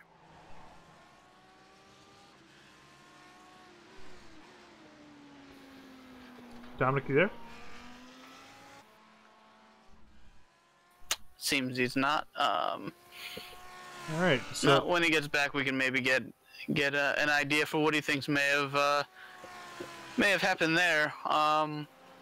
Yeah. So this is an interesting time of the race where there's a lot of separation between cars. So for a lot of people, it probably feels like, you know, they're just logging laps and putting time in. At this point, you're just looking at that clock ticking down and wondering when your next pit stop is, and just trying to do what you can as Alessandrini almost loses it into turn 1. That's going to be the key here. If Alessandrini keeps pushing to run the laps times that he's running, as he was once again the fastest car on track, he could end up causing himself more trouble than it's worth. And that's what the rest of the field, especially Kenton Cook, is really looking for now. Whoa, and Alessandrini gets loose in the International Horseshoe, and just caught that live on camera. He's spinning through the infield. Wow, and that's going to cost him a huge amount of time. He's going to try to get back onto the track. He still has 20 seconds over Kenton Cook. And actually, let's see where Kenton Cook is. He's actually entering the kink now. So that was probably the shining light for Kenton Cook right there. He's going to catch up a huge amount of time on Alessandrini, who's just turning back onto the oval. Let's see if we can get a replay on that. That was a big moment. That was, I mean, just as I was talking about it, it looked like he just turned in a little bit too much through the kink, got his left side tires on the grass past the curbing there, and it just went around, which again has happened to me plenty of times and here in the past practicing for events and everything like that. So like I said, you can't just take for granted that trying to run the pace that he's running, that he's going to be able to pull it off. That's why it's important for Kenton and the rest of the field, who's still on the lead lap, to keep pushing and keep in this race, because at any point the simplest little lack of concentration can result in a big off, as we just saw. Yeah, so you saw a replay of what happened there. Only actually lost 8 seconds. I feel like he would have lost a lot, should have lost a lot more time, but nonetheless, Kenton Cook got a little bit of got a good big help there to try to get back up towards Alessandrini. That lead almost got cut in half there, so we've seen that not everyone is immune from mistakes here tonight. Kenton Cook making a few mistakes, as well as the leader, Alessandrini. Fortunately for him, he's been able to turn that around, still be in the lead, but definitely had a big chunk taken out. Yeah, that's enough though. I'll tell you, as someone who's been in these situations before, seeing your main competition have that type of trouble is kind of a boost to your own drive here. You know that there is room for the guy ahead of you to make a mistake, so if you can keep on the pressure and make him realize that he can't afford to lose any time at all, because you're gonna be there to pounce, you can keep him pushing as hard as Alessandrini clearly is, and again could end up forcing him into another mistake. So that might not have done as much as Cook would have liked for the distance on the racetrack, cut the lead in about half there, but it really did a lot for the mental game and the mental aspect of this, as we still have an hour and a half left. If Cook can keep up his pace and cut down the mistakes, he's not out of this. Yeah, and we see now that the gap has dropped down to about 11 seconds between him and Cook, so it's definitely been cut in at least half here. So Alessandrini trying to keep up this pace, and we saw him actually just get around. That's James Saffel, I believe that's how you say the name. I'm sorry if I'm pronouncing that wrong. And Saffel's running in eighth. Sorry, he's running in sixth place. So the top 5 are still the only guys on the lead lap still. So.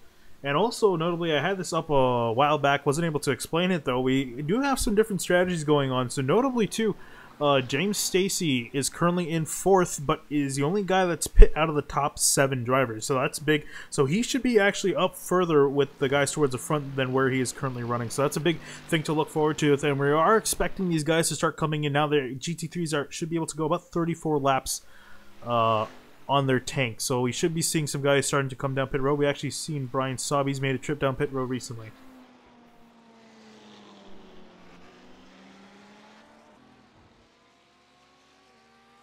I'm seeing out of the top 10, 7th or 8th, 9th, and 10th have pitted.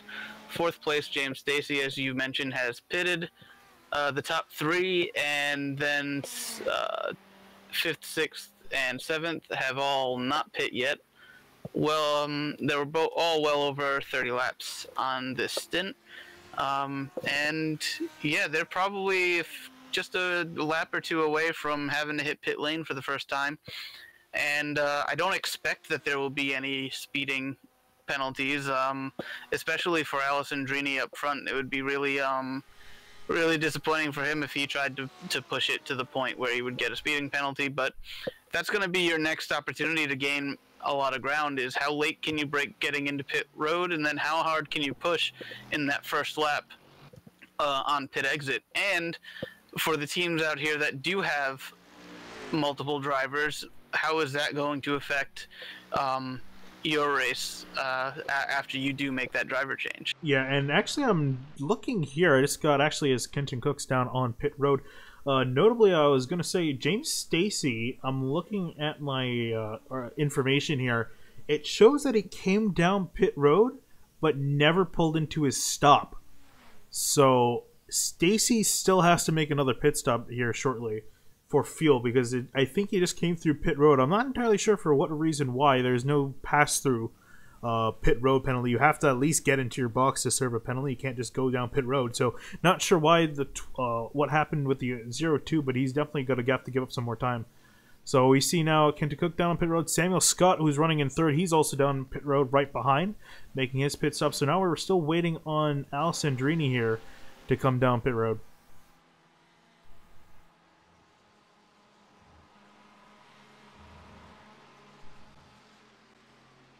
He's got a big lag spike there. Not sure what that was, but notably this has put the 12 of Dave Fitzgerald at the moment up into third place. Again, still has to make his pit stop, and that's where my co-broadcaster Kyle Heyer is going to take control of this race within about a few laps. They should have the driver change, so expecting that to happen. So you're gonna keep the camera pinned on him and never let him live down any Pretty much. that was my plan. I'm gonna try to make sure that he makes as much of a mistake as possible, and definitely catch it on camera and replay it for the rest of the race.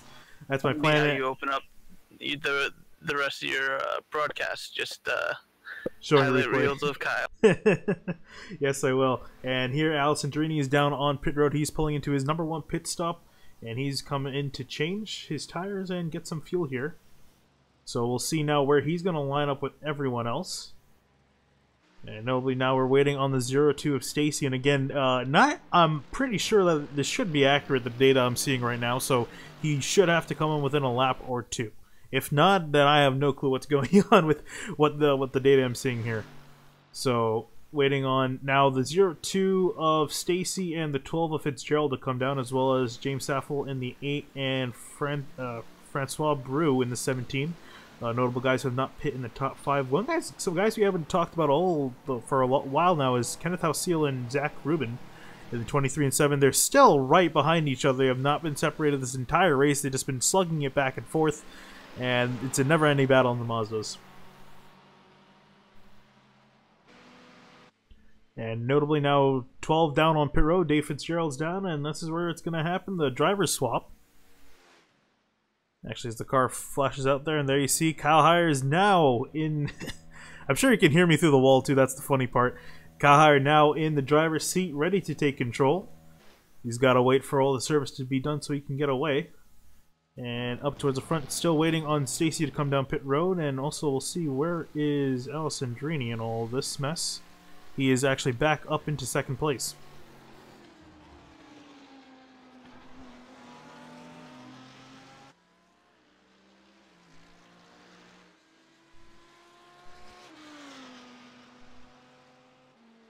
So looking back at, wow, Kenton Cook is... Yeah, Kenton Cook is severely behind Alessandrini now. It's showing the gap to be 38 seconds, and looking at the pit stop time, I can see why Alessandrini came in for a pit stop. 42-second stop, which is pretty much more... Actually, 42-second stop, I'm wondering, is that only fuel? Eric, because I'm looking at everyone else's stop. Everyone else's stop in the GT3 category, at least, is about a minute or a little bit over. So I'm kind of curious for your input there.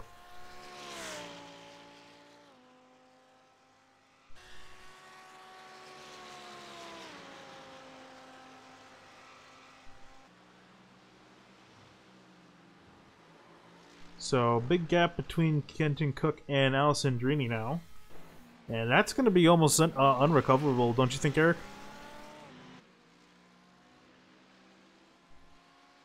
Excuse me, what was that? I was saying Kenton Cook is now... looks like he's about 38 seconds behind Alessandrini. Do you think that's, at this point in time, a little bit too unrecoverable? Well... I'm looking at the pit stop times, and it seems like Alessandrini took a very, very short pit stop compared Yeah. to Kenton and the majority of the rest. So it's possible that Alessandrini did not take tires on that, which could be actually fall in the favor of Kenton over this next stint, because it looks like based on his pit stop time that he did. Yeah. So he has only lost, what was he, about 10 or 11 seconds behind before pit stops? Yeah, he was about 11 seconds behind. That's what I was thinking too as well, that he didn't take tires. So now we'll see. Again, these guys can go an hour on a tank of gas until they have to come back in to make another pit stop. So we'll see how much time Alessandrini loses, if anything. So here's the thing. We are going to have to pay attention to lap times here and see if Alessandrini is able to keep up the same times or within a second or so of the times that he was running previous to the pit stop. If Kenton can run the pace that he has been, which is high 43s, low 44s, and Alessandrini starts to fall down into the 45s or worse because he's on double stinted tires, the gap could really, things could really fall into Kenton's hands here. And if Kenton chose to double stint his tires later, he wouldn't be taking tires, but you have to assume that Alessandrini is going to have to take tires the next time he comes by, even if it's only for a 24 or so minute run to the end from there. But I think he's going to be forced to take tires next time.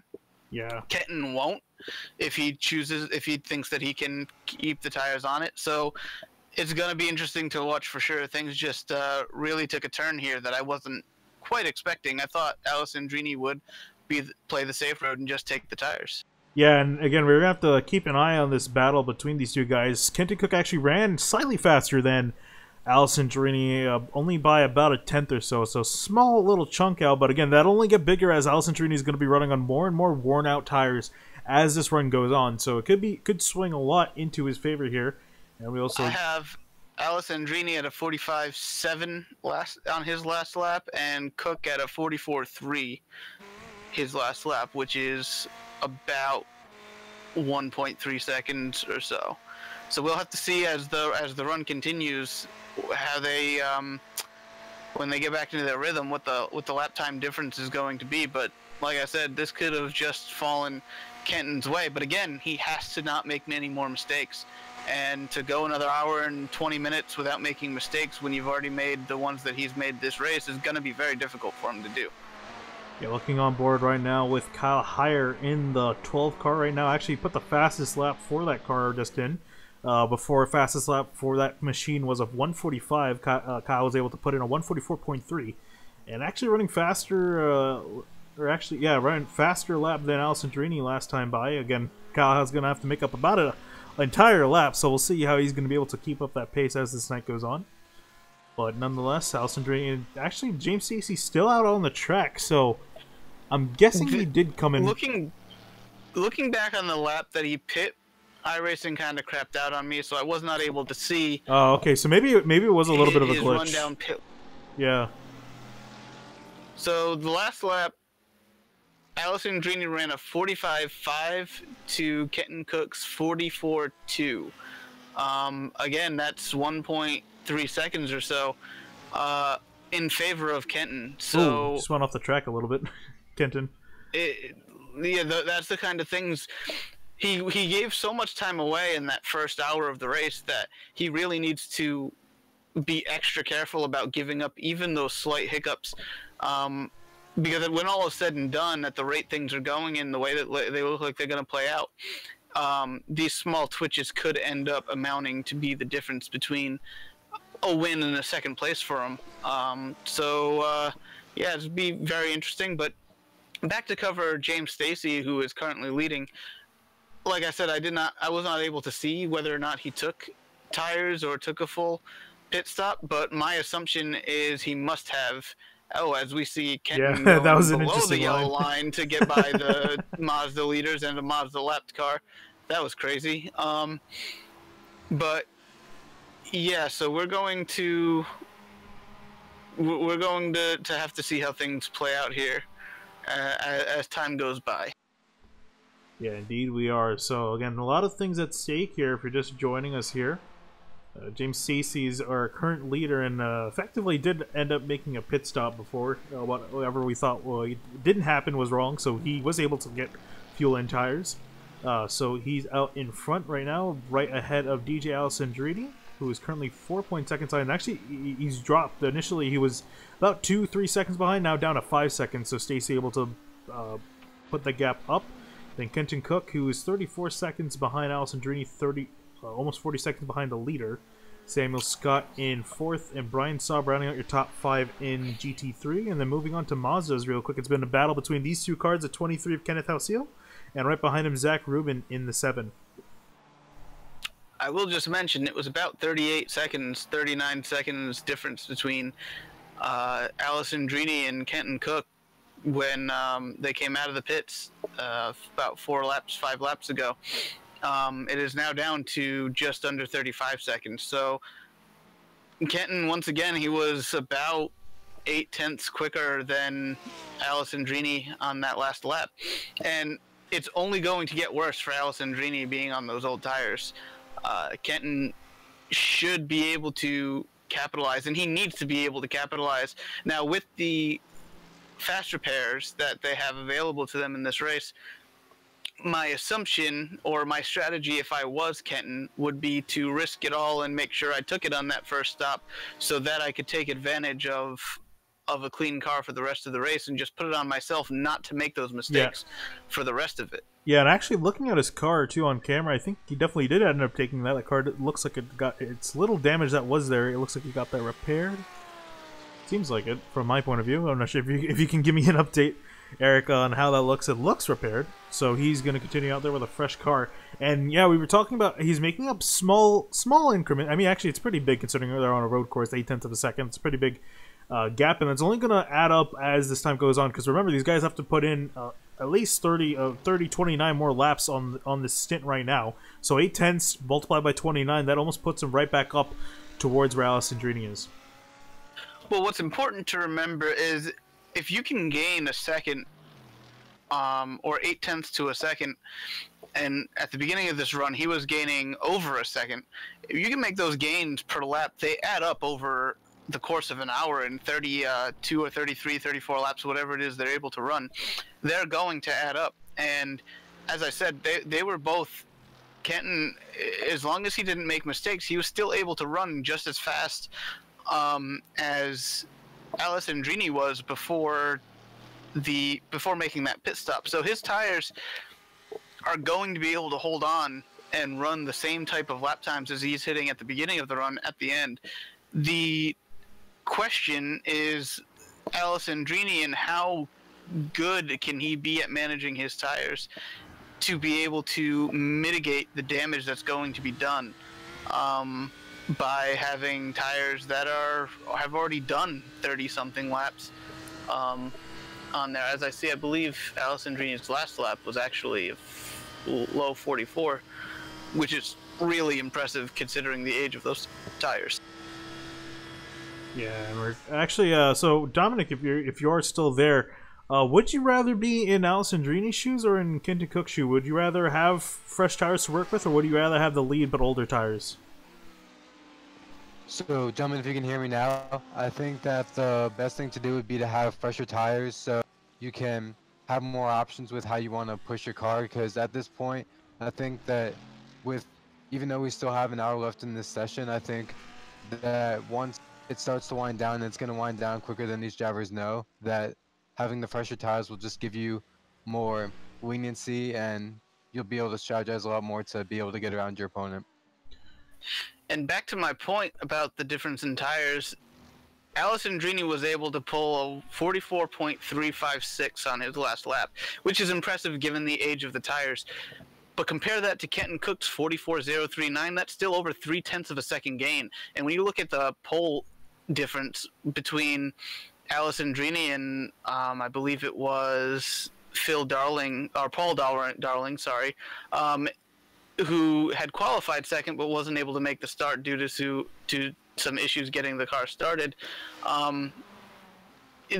that they were separated by just about 0.03 of a second. So when you're talking about times that are typically that close, and opening that up to tenths of a second and almost a second at times, it's going to be big. And as Alessandrini just crossed the line again to run a 45.0, so those tires are going to make it really difficult for him to hit those good lap times consistently, while Kenton is going to have a much easier time doing that on the fresher tires.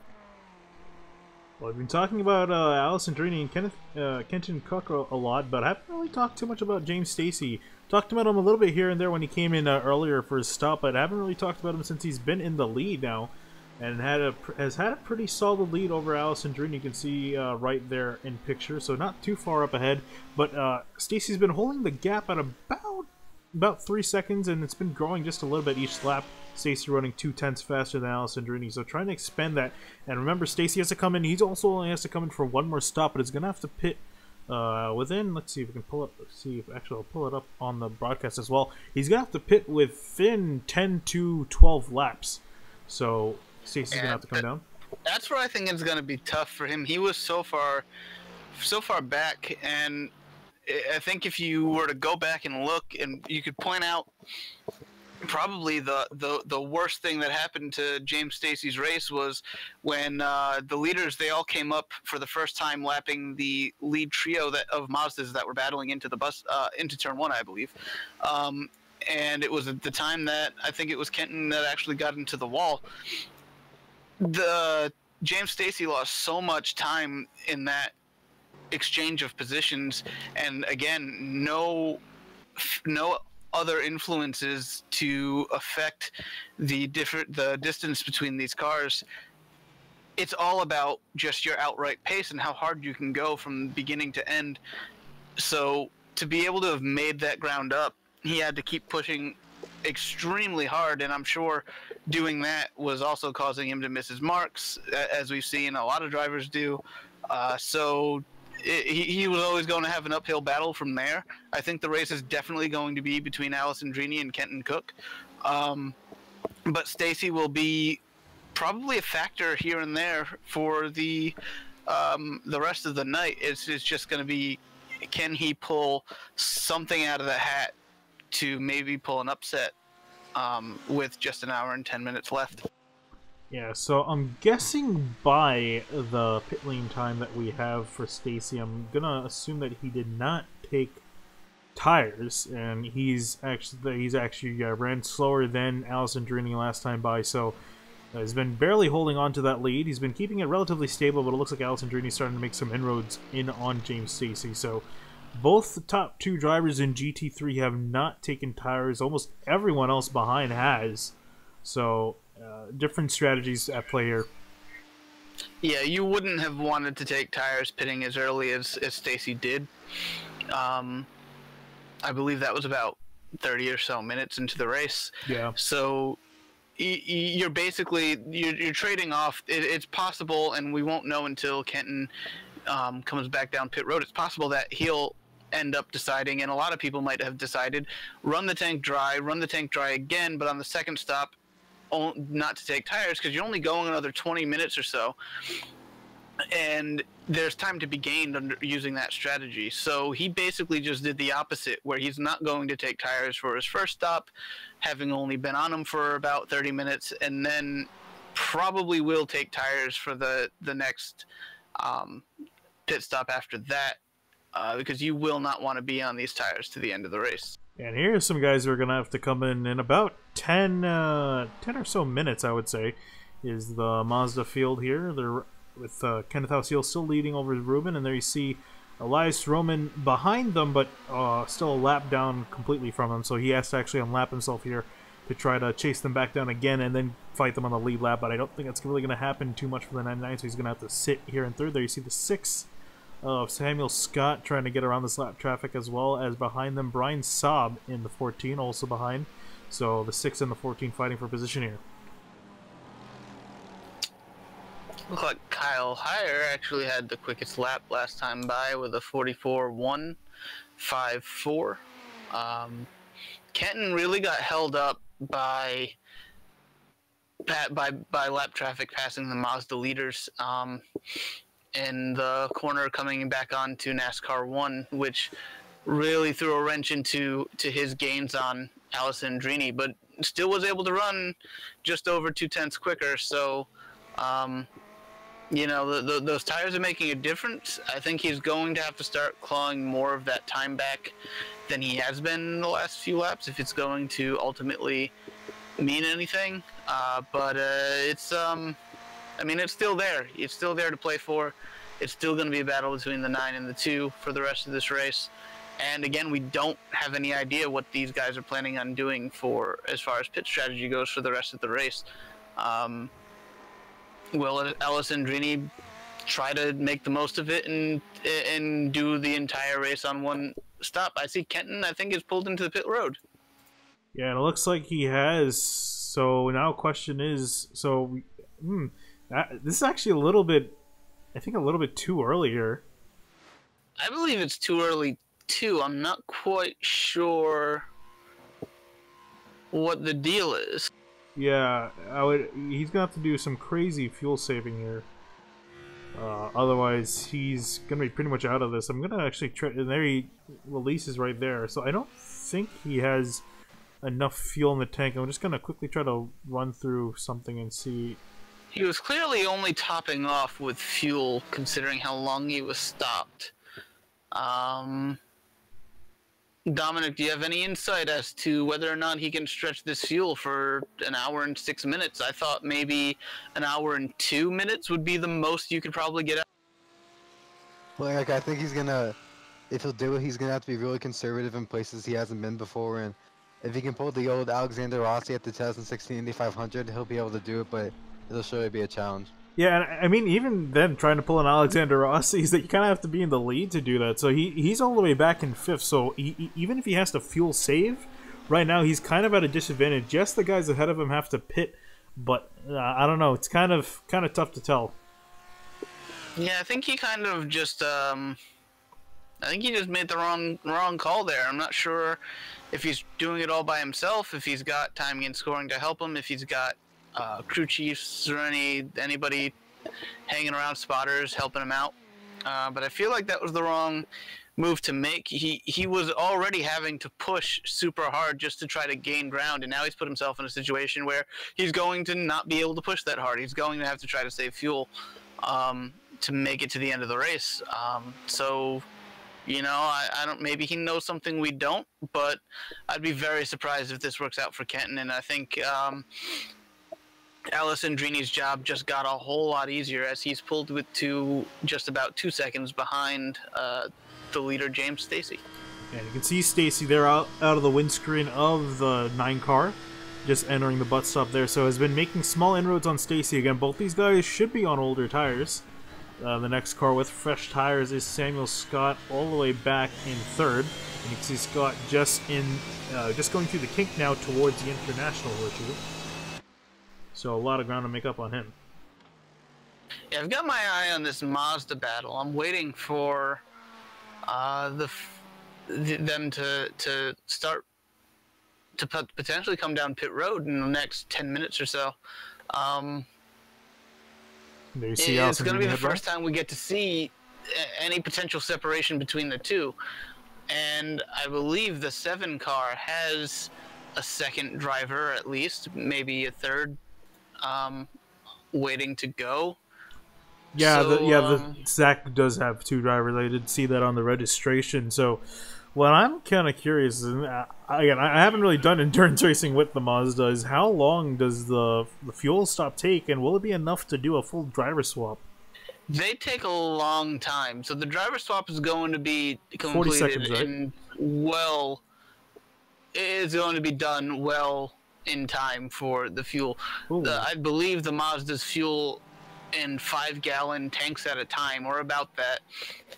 So there's some slowdowns and everything in fueling those, or they do take a while. I don't think the particular Mazda that we have on iRacing is meant for these long endurance actually, Eric, racing. I need to cut you off real quick. Just had a bit of a crash here. The 15 of Eric Jones, he actually just got around he just got around the Mazda field and then just piled it into the tire barrier. And it looks like he's going to be stuck here. And he looks like he might end up retiring. Yep, and he has pulled it onto pit road, so that's a shame for the 15, so that's going to be a retirement. That was an issue, I believe, about breaking himself, getting into the to the corner there, and just losing it in the slide. And at this rate, with the track conditions, the heat on the tire having been out there. Oh, he had actually just pit a few laps ago. Yes. So maybe he wasn't able to get the tires up to temp, or he just wasn't used to the grip level that they had at that point. But he should have a quick repair maybe and be able to get back in this race and get back out there for the rest of this hour.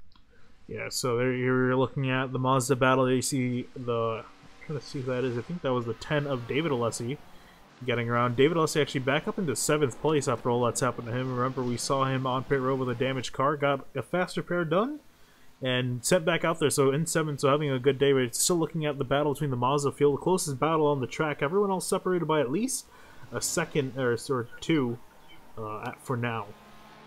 So an interesting development with this battle between the two Mazda leading teams is the number 7 two slow guys team, as they're called. They have Jonathan DeKuscher getting into the car on this pit stop probably, and yeah, that would only be the one stop that they make in this race, considering how long they've gone. So it looks like DeKuscher is going to be able to get in and finish this race, and we both know DeKuscher from yes, we do. From other races. So he's got speed, he's got the talent. I'm not familiar with Kenneth Housiel. Yes. I apologize for apologize for not knowing that, and so I'm not familiar with him very much, but this is definitely going to be a case where the difference could end up being between having a fresh driver in the car and then somebody who is going to have to go about an hour or so longer than anybody else, than the guy that he's racing. So fresh versus tired driver, but also DeKuscher hasn't been in the car for an hour and 20 minutes or so at this point, almost an hour and a half by the time that they pit. So will he be able to get acclimated quick enough to do anything in this battle? So it could go either way in this battle for the Mazda lead here. And Dom, so I gotta ask you, if as a driver, for doing a driver swap, do you think being out of the car, do you think it's almost good for you? You feel rested up, or do you think it's kind of bad for you being out of the car for so long and trying to get back up to speed? So, Finney, I think that it's good to give yourself a bit of a mental break, because not only are you physically getting tired in the car, but your brain is also having to work a lot too. So giving yourself a chance to let everything relax a little bit is good for you, and then usually you'll be a lot more fresh hopping back into the car for your last stint. Yeah, so keep an eye on that. And also I gotta ask you too, Dominic, Zach Rubin, so he's going to be jumping out of the car, and Jonathan DeKuscher will be jumping in for the next stint. Meanwhile, Housiel is going to continue to soldier out this entire 2.4 by himself in the 23. As Housiel, do you drive knowing that there's a new driver in the car you're fighting with, do you drive him differently, or do you drive him as if it were the same? So I think you would drive him the same, and if you have communication with the driver you just swapped with, I think the smart thing to do would be to get some notes on things that he's been doing on track and see where he may be weak, so you could exploit that and then capitalize on that later on in the race. And there you see on the outside goes I'm trying to find the number, I just forgot who that was. The 2 of Kenton Cook goes around the Mazda field there, still running in 5th. And we're still yet to see really how his strategy is going to work out. We think up here at the booth that he's going to be a little bit short on fuel. Again, we have to see it for ourselves if that happens, but all signs are kind of pointing to that. He pit with and he's going to have to run about 70 minutes on this tank of fuel, so that's a little bit of uncharted territory. So we'll see where he ends up out of this, but up at the towards the front, hasn't seen much of a change. James Stacy still 2 seconds ahead of DJ Alessandrini. who's been sitting in behind in second. So I'm kind of curious if Alessandrini is kind of just pacing himself at the moment, or if he is pushing. I would say Alessandrini is probably just taking it easy at this point. I feel like he probably has this in hand and knows that he does. And considering the age of his tires and the problems that that's surely giving him, he knows that it's not worth risking to push and push and push. Because it's just not worth the risk. This race is going to fall into his lap in just a few laps here, as Stacy is about 3 or 4 laps from having to come down pit lane. But I'd like to go back to our discussion on the battle with the Mazdas at the moment. Dominic, you might be more familiar with these drivers in this league, so I'm curious who you would put money on between a fresh driver in the number 7 and the experienced driver who's been out there for over an hour and a half, or about an hour and a half by now, knows the track conditions, has been there since the beginning.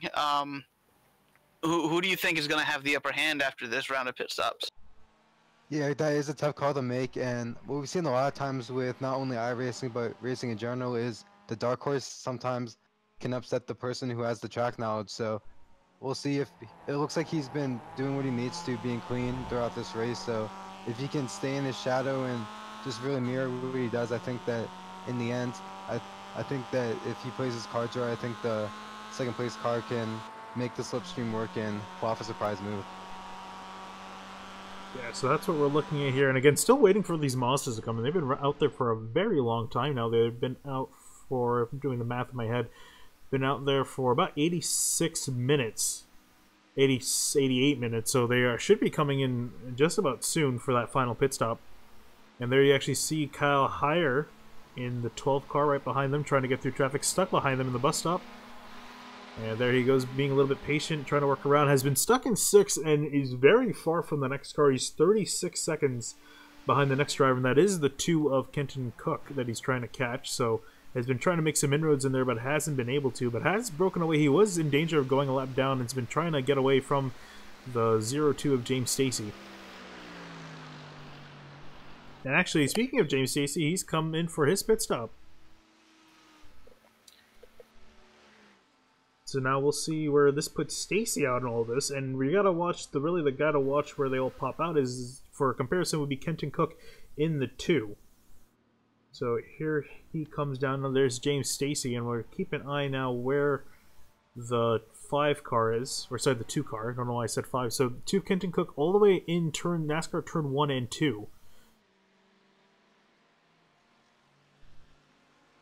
Takes about a minute and 6 to 9 seconds, as we've seen on our timing and scoring, for a full 4 tires and full tank of fuel stop to be underway. So we'll see if Stacy is actually taking a full service pit stop here in a moment, and where he cycles out if he's able to hang on to that second place position here. Well, let's see. Here comes Cook now. He's on the front straightaway, and Stacy is still in his pit stall. And I have seen the jacks go up. So I'm actually no. Do the jacks go? This is kind of a dumb question to ask right now. But do the jacks go up for fueling in iRacing, or does the car stay down on the jacks for fueling? I believe they stay on the ground for fueling, and they pop up when they change the tires. Like in real life. I believe as long as nothing's changed, they will fuel the car first, and then you'll see the car raise up on the jacks for them to change.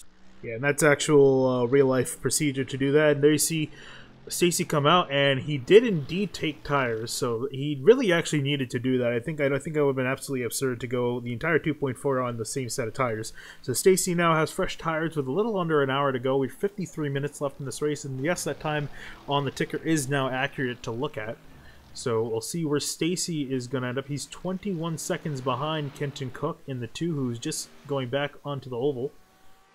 And we're, again, going to see where all the ducks align here. So Stacy has some fresher tires to catch. Cook should have no more stops. Might have to pit from being under-fueled. And again, we'll keep an eye on this as the end of the race comes. And Brian Subb, notably behind has been trying to catch the 6 of Samuel Scott. They've been very close to each other, about 2 seconds the entire not the entire race, but for the last 20 or so laps, hasn't been able to make any progress.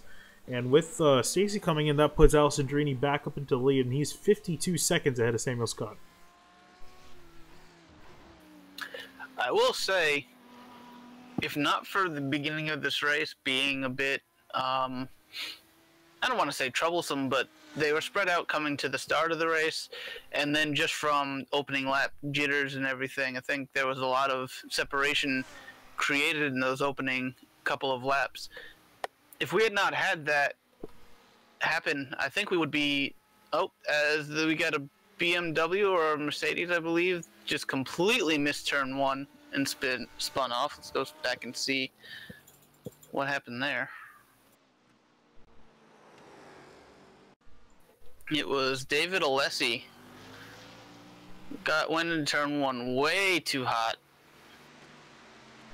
Yeah, we got it on replay right here and there. Wow, yeah. For a little bit of rallycross racing. Oh, he's lucky he went through a fence and that he didn't get. Yeah. It wasn't one of those stopping fences, so I was waiting for him to just disappear. So he will get it back on the track. I believe might have lost a spot to Kyle Herbst, and yes, he did. That's a big off to not have any damage from. He got lucky there. To have gotten away with just a loss of time. Still waiting on these Mazdas to come in pit lane. Like if anything, you can definitely tout Mazda's fuel. Yeah. So looking back now at Kyle Heyer, who's actually 14.6 seconds behind James Stacy, and they should be good to go. Actually, sorry, not good to go. Kyle Heyer still has to make one more stop. So. He has a shot of trying to chase down James Stacy, but it's a very lonely world for this 12 car. He's kind of been out, not surrounded by anyone. The leaders are pitting. Let's see. There they are. Both at the same time, we're going to be able to see a heads-up battle between the strategies on pit road, what they choose to do and choose not to do. I do not know if the tires will make a difference between these two classes. Oh, and Ruben overshot his pit stall. It looks like. Yeah, Ruben looked like he missed his pit stall a little bit. Dominic, do you have any idea the tire situation on the Mazdas? Will it matter if one team decides not to take tires and the other does? So, Eric, I think that the tires here aren't going to be as much as an impact as getting fuel well. I think it's late enough into the session and the temperatures are low enough that I don't think they'll have to worry about them degrading as quickly as it was, especially when the sun was still out. And waiting to see if Zach Rubin does switch out of the car. He's still currently sitting in the car, so I'm actually kind of curious if he is going to continue on with this race and DeCoucher will not jump in. No driver change at the moment before the 7, so this might still be a battle between these two, albeit I think Hausiel's going to have a little bit of a gap. There goes Hausiel out of his pit stall, waiting for Rubin. There comes Rubin out, so Rubin's still going to stay in the 7. Yeah, it's going to be really difficult for Ruben to make up the ground he just lost on pit road. It's going to be a mistake he probably rues by the end of this race if he's not able to overcome this gap between the two. At this point, we'll have to see if there's any kind of straight up pace advantage for one car or the other now that the draft is going to be less of an issue with them. But otherwise, if you're Ruben in the number 7 Mazda, you're kind of hoping that Hausiel is held up by some form of lap traffic. Yeah. So we saw there Zach Rubin making a big mistake that could potentially cost him the race here. He's 4.3 seconds behind Kenneth Hausiel for the lead in the Mazda class. So we'll have to keep an eye on that as the race goes on to see if Hausiel is able to save that. Or maintain the lead away from Ruben. So this is really where we'll see. We've seen these guys in the draft with each other nearly since the drop of the green flag. So now we really got to see who has the quicker pace by themselves. Okay, up towards the front, hasn't been much of a change. DJ Alessandrini still leads the race, and you can check here, pull up the stints here. So Alessandrini's gonna have to pit within about 14 to 15 laps, and we know that James Stacy is good to go in 4th place, and Kenneth Cook should be good to go. He's close on it. but I would imagine has effectively made it, or attempted to making his final pit stop of the race. So the top two still have to come in, as well as Kyle Heyer and Kyle Herbst, along with David Alessi. I believe those are the drivers who still need to make one more stop.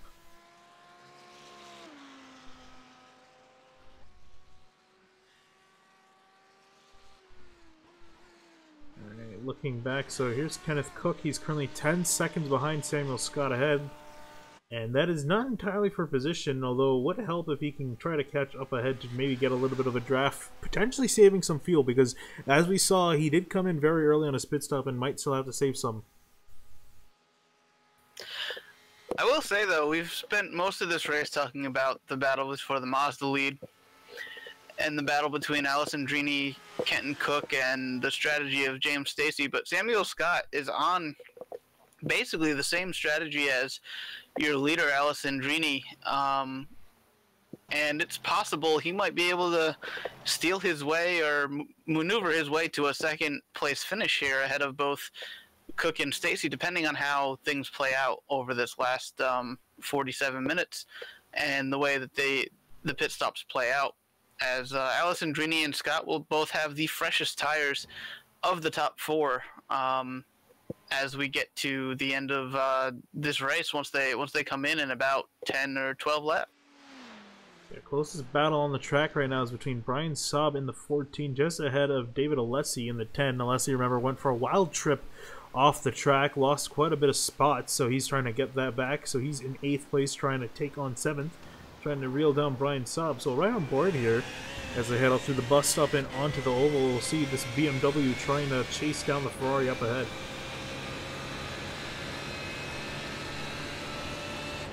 Looking at their lap times, actually Brian Saab, I believe, had his outlap. Yes, that was Brian Saab's outlap, so that's why he's so close to Alessi at the moment. So we'll see now, as they come across the line accurately, who ran the better lap last time through. Brian Saab with a 145 flat to Alessi's 46 flat. So Alessi is second slower.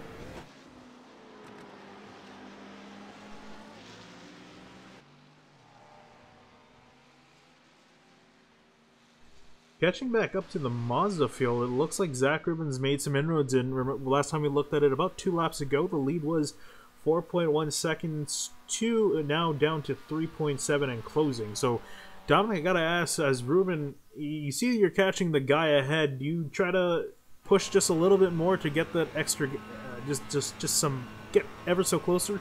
Or do you try to make sure that you just run your own pace and let the lead come to you? So Finley, I think with this little time left in the race, I think it's going to be important for him to push a lot more. And the good thing about him being able to see the car in front is it acts almost like a rabbit. So he has someone to chase and basically can either choose to mirror his line or choose a little bit of a faster one if he wants. But it's always good to have that visual representation and something to chase when you're falling behind. Yeah, and Eric too, I gotta ask you, as if you were in Rubin's position, are you a guy that's likes to watch the guy ahead and try to mirror his moves, or do you try to keep to your own race pace and your own lines? Well, I mean, at this point, they've been on track now for about an hour and 40 minutes or so, and I feel like, you know, they were with each other the entire race up until they pit. So I feel like they know exactly what each other has. They know exactly what their cars are capable of doing, what lines work the best for them. In that situation, I think all you can do is just hit your marks every lap so that you're running the absolute quickest that you can. And at this point, I believe Rubin's just got to hope for something to go wrong with Hausiel in that leading Mazda, and it's really going to take something to go wrong or a mistake to overcome the gap that's there. But you also need to make sure that you don't make the mistake of running too wide and getting a shortcut penalty or anything like that while doing this. So Rubin's in a tough spot. He kind of gave it away when he slid through his pit stall, and I'm sure he's kicking himself for that, because otherwise, if he was able to keep within a second and keep that draft, this probably would have been a battle to the end, and we would have had they probably would have had a 50-50 shot of winning this race between the two of them. Yeah, and we always talk about in any real. It just really applies to any form of motorsports that you can win and lose the race off of pit road. And that doesn't necessarily apply to actually taking the pit stop. And it also matters about getting into your pit stall first. And we've seen on SimTV, and even you see it in, I guess not really in real life as much. Those guys are usually down packed and getting into their pit stalls, but we see it a lot on SimTV, guys sliding through the pit stalls, and we actually and just making some mistakes, and that's really ended up costing them a race. Yeah, that's something I've done. I try my best to get the most out of it. So there's a lot of time to be gained by getting the most out of your pit road speed, your pit road entrance, your pit road exit, your pit road, how you get into your box and out of your box. There's a lot to be gained, but it's so easy to go over that line and get a penalty or a self-imposed penalty, as we saw if you slide through and have to back up. It's really difficult to overcome when you don't have any yellows to help you out. And the Mazdas, being the type of car that they are, and the caliber of the drivers here in these top two cars, there's not much difference between the two. Pace-wise, that you can't afford to give that up. You have to execute from the beginning to the end of these races. At the highest level that you can, and we're seeing that's the difference.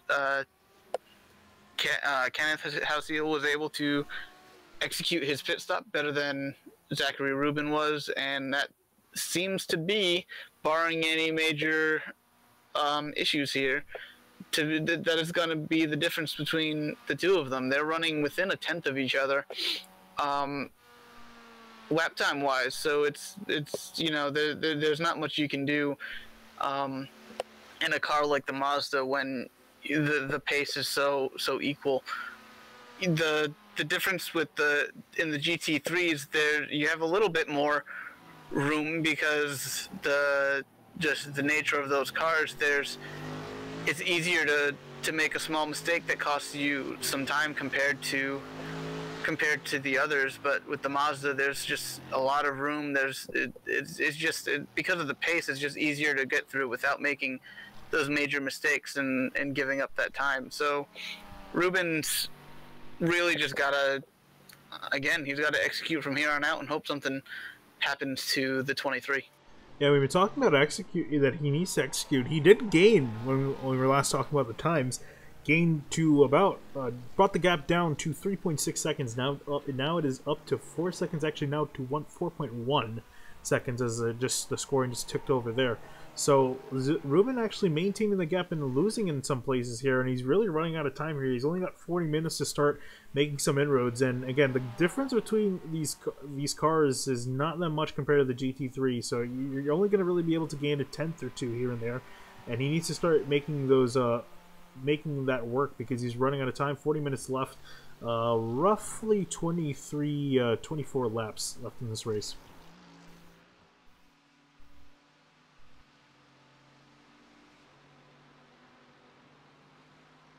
So looking at, I'm going to pull this back up again, stint times for a lot of these drivers. So Alessandrini and Scott, they're currently 26 laps into their stints. And Alessandrini gonna have to pit within 8 laps and make his final stop of the race. And I'm kind of curious from both of your guys' opinion. I'll ask Dominic first. If you're in Alessandrini's position right now, do you take tires knowing you're only going to have about 30 minutes left to go in the race? Or considering you ran the entire rest of this race on the same set of tires, do you come and get newer tires, or do you just continue doing what you've been doing? So for me, I think the best thing for Alessandrini to do is stay on the tires he's on. At this point, if they haven't fallen off considerably, I don't think they will. And so stay with that strategy of trying to make the tires last as long as they can. And I think in the long run, he'll be okay, especially with the fact that he's not going to have the degrading that he would if it was sunny and bright out. And Eric, I'll ask you too. Do you think that Alessandrini should come in for tires, considering he's been on the same set of tires this entire race, or do you think he should just continue on them just for 30 more minutes? I think there's no reason not to take the tires at this point, in my opinion. If I'm in his situation, I'm weighing that old tires, trying to do trying to do 2 stints plus another 30 or so minutes on a set of tires is a lot, and you're just narrowing the window of the room you have to recover from a mistake or a little small twitch of the car by not taking getting the fresh tires. And you've got a 46-second lead over second place.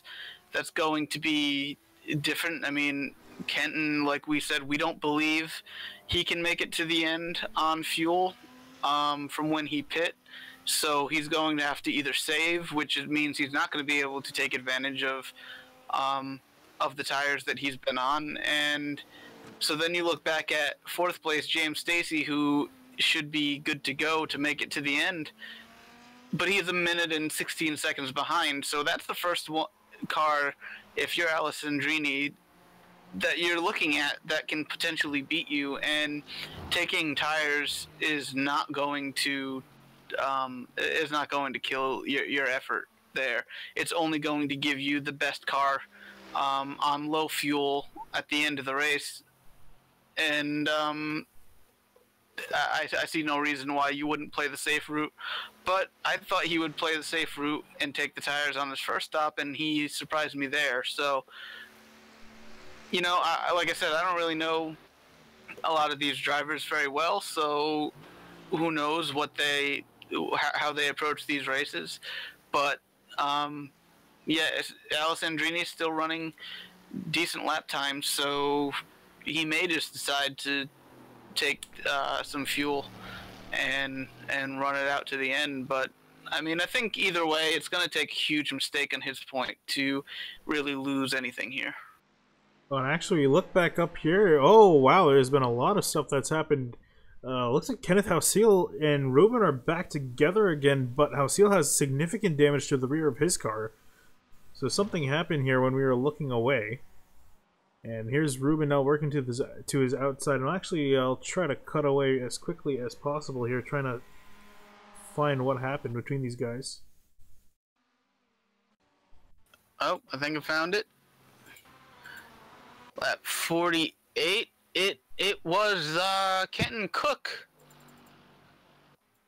Just tried a desperate move, a really bad move to try to make a pass on Hausiel going into the first hairpin there, and it completely ruined Hausiel's run there. I got a replay of it right here on screen. You just see there that took Hausiel out of line. That was a huge mistake.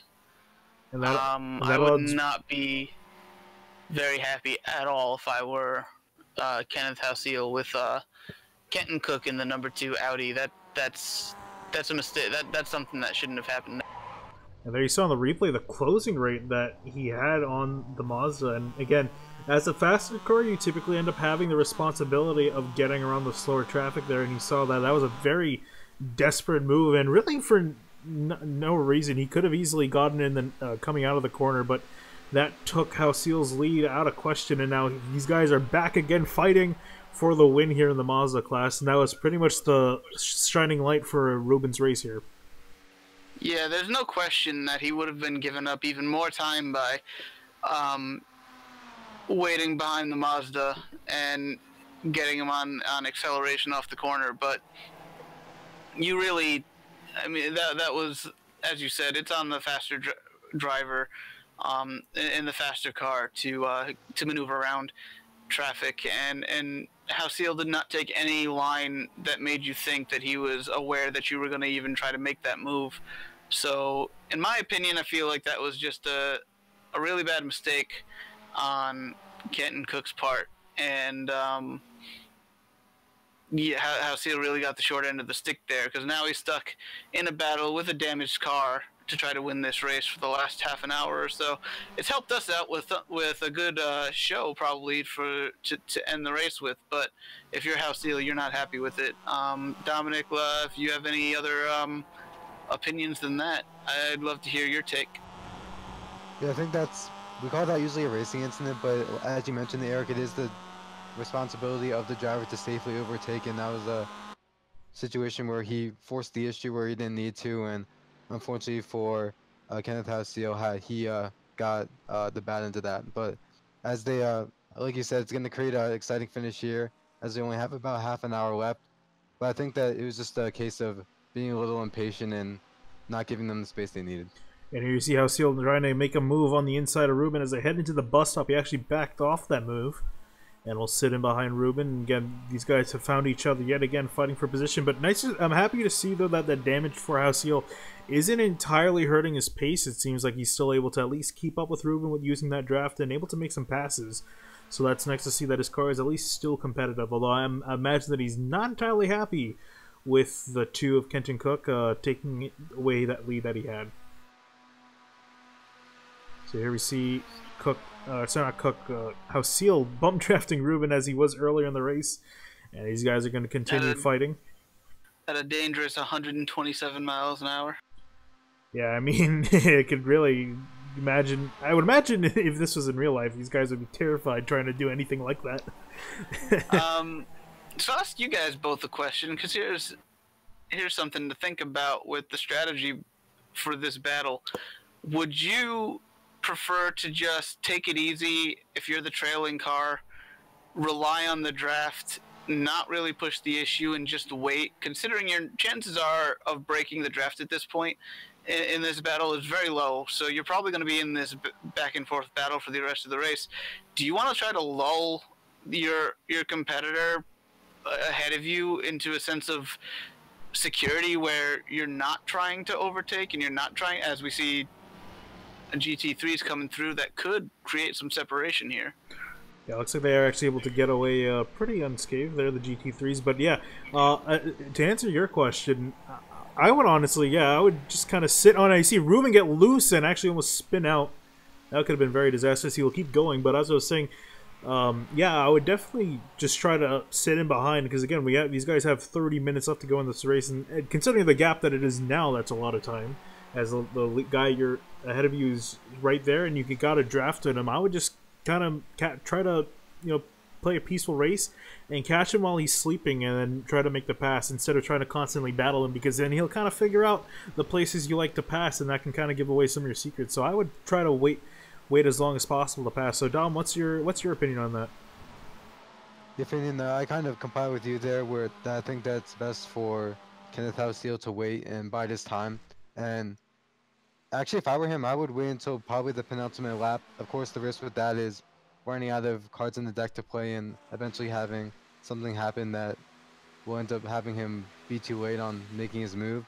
But right now, I think he's comfortable just mirroring what Zachary Rubin's doing, and I think he's in a good spot right now because he has the choice to make, and if he does end up going for the slipstream pass on the last lap, Zachary Rubin's going to be the one who's going to be the sitting duck.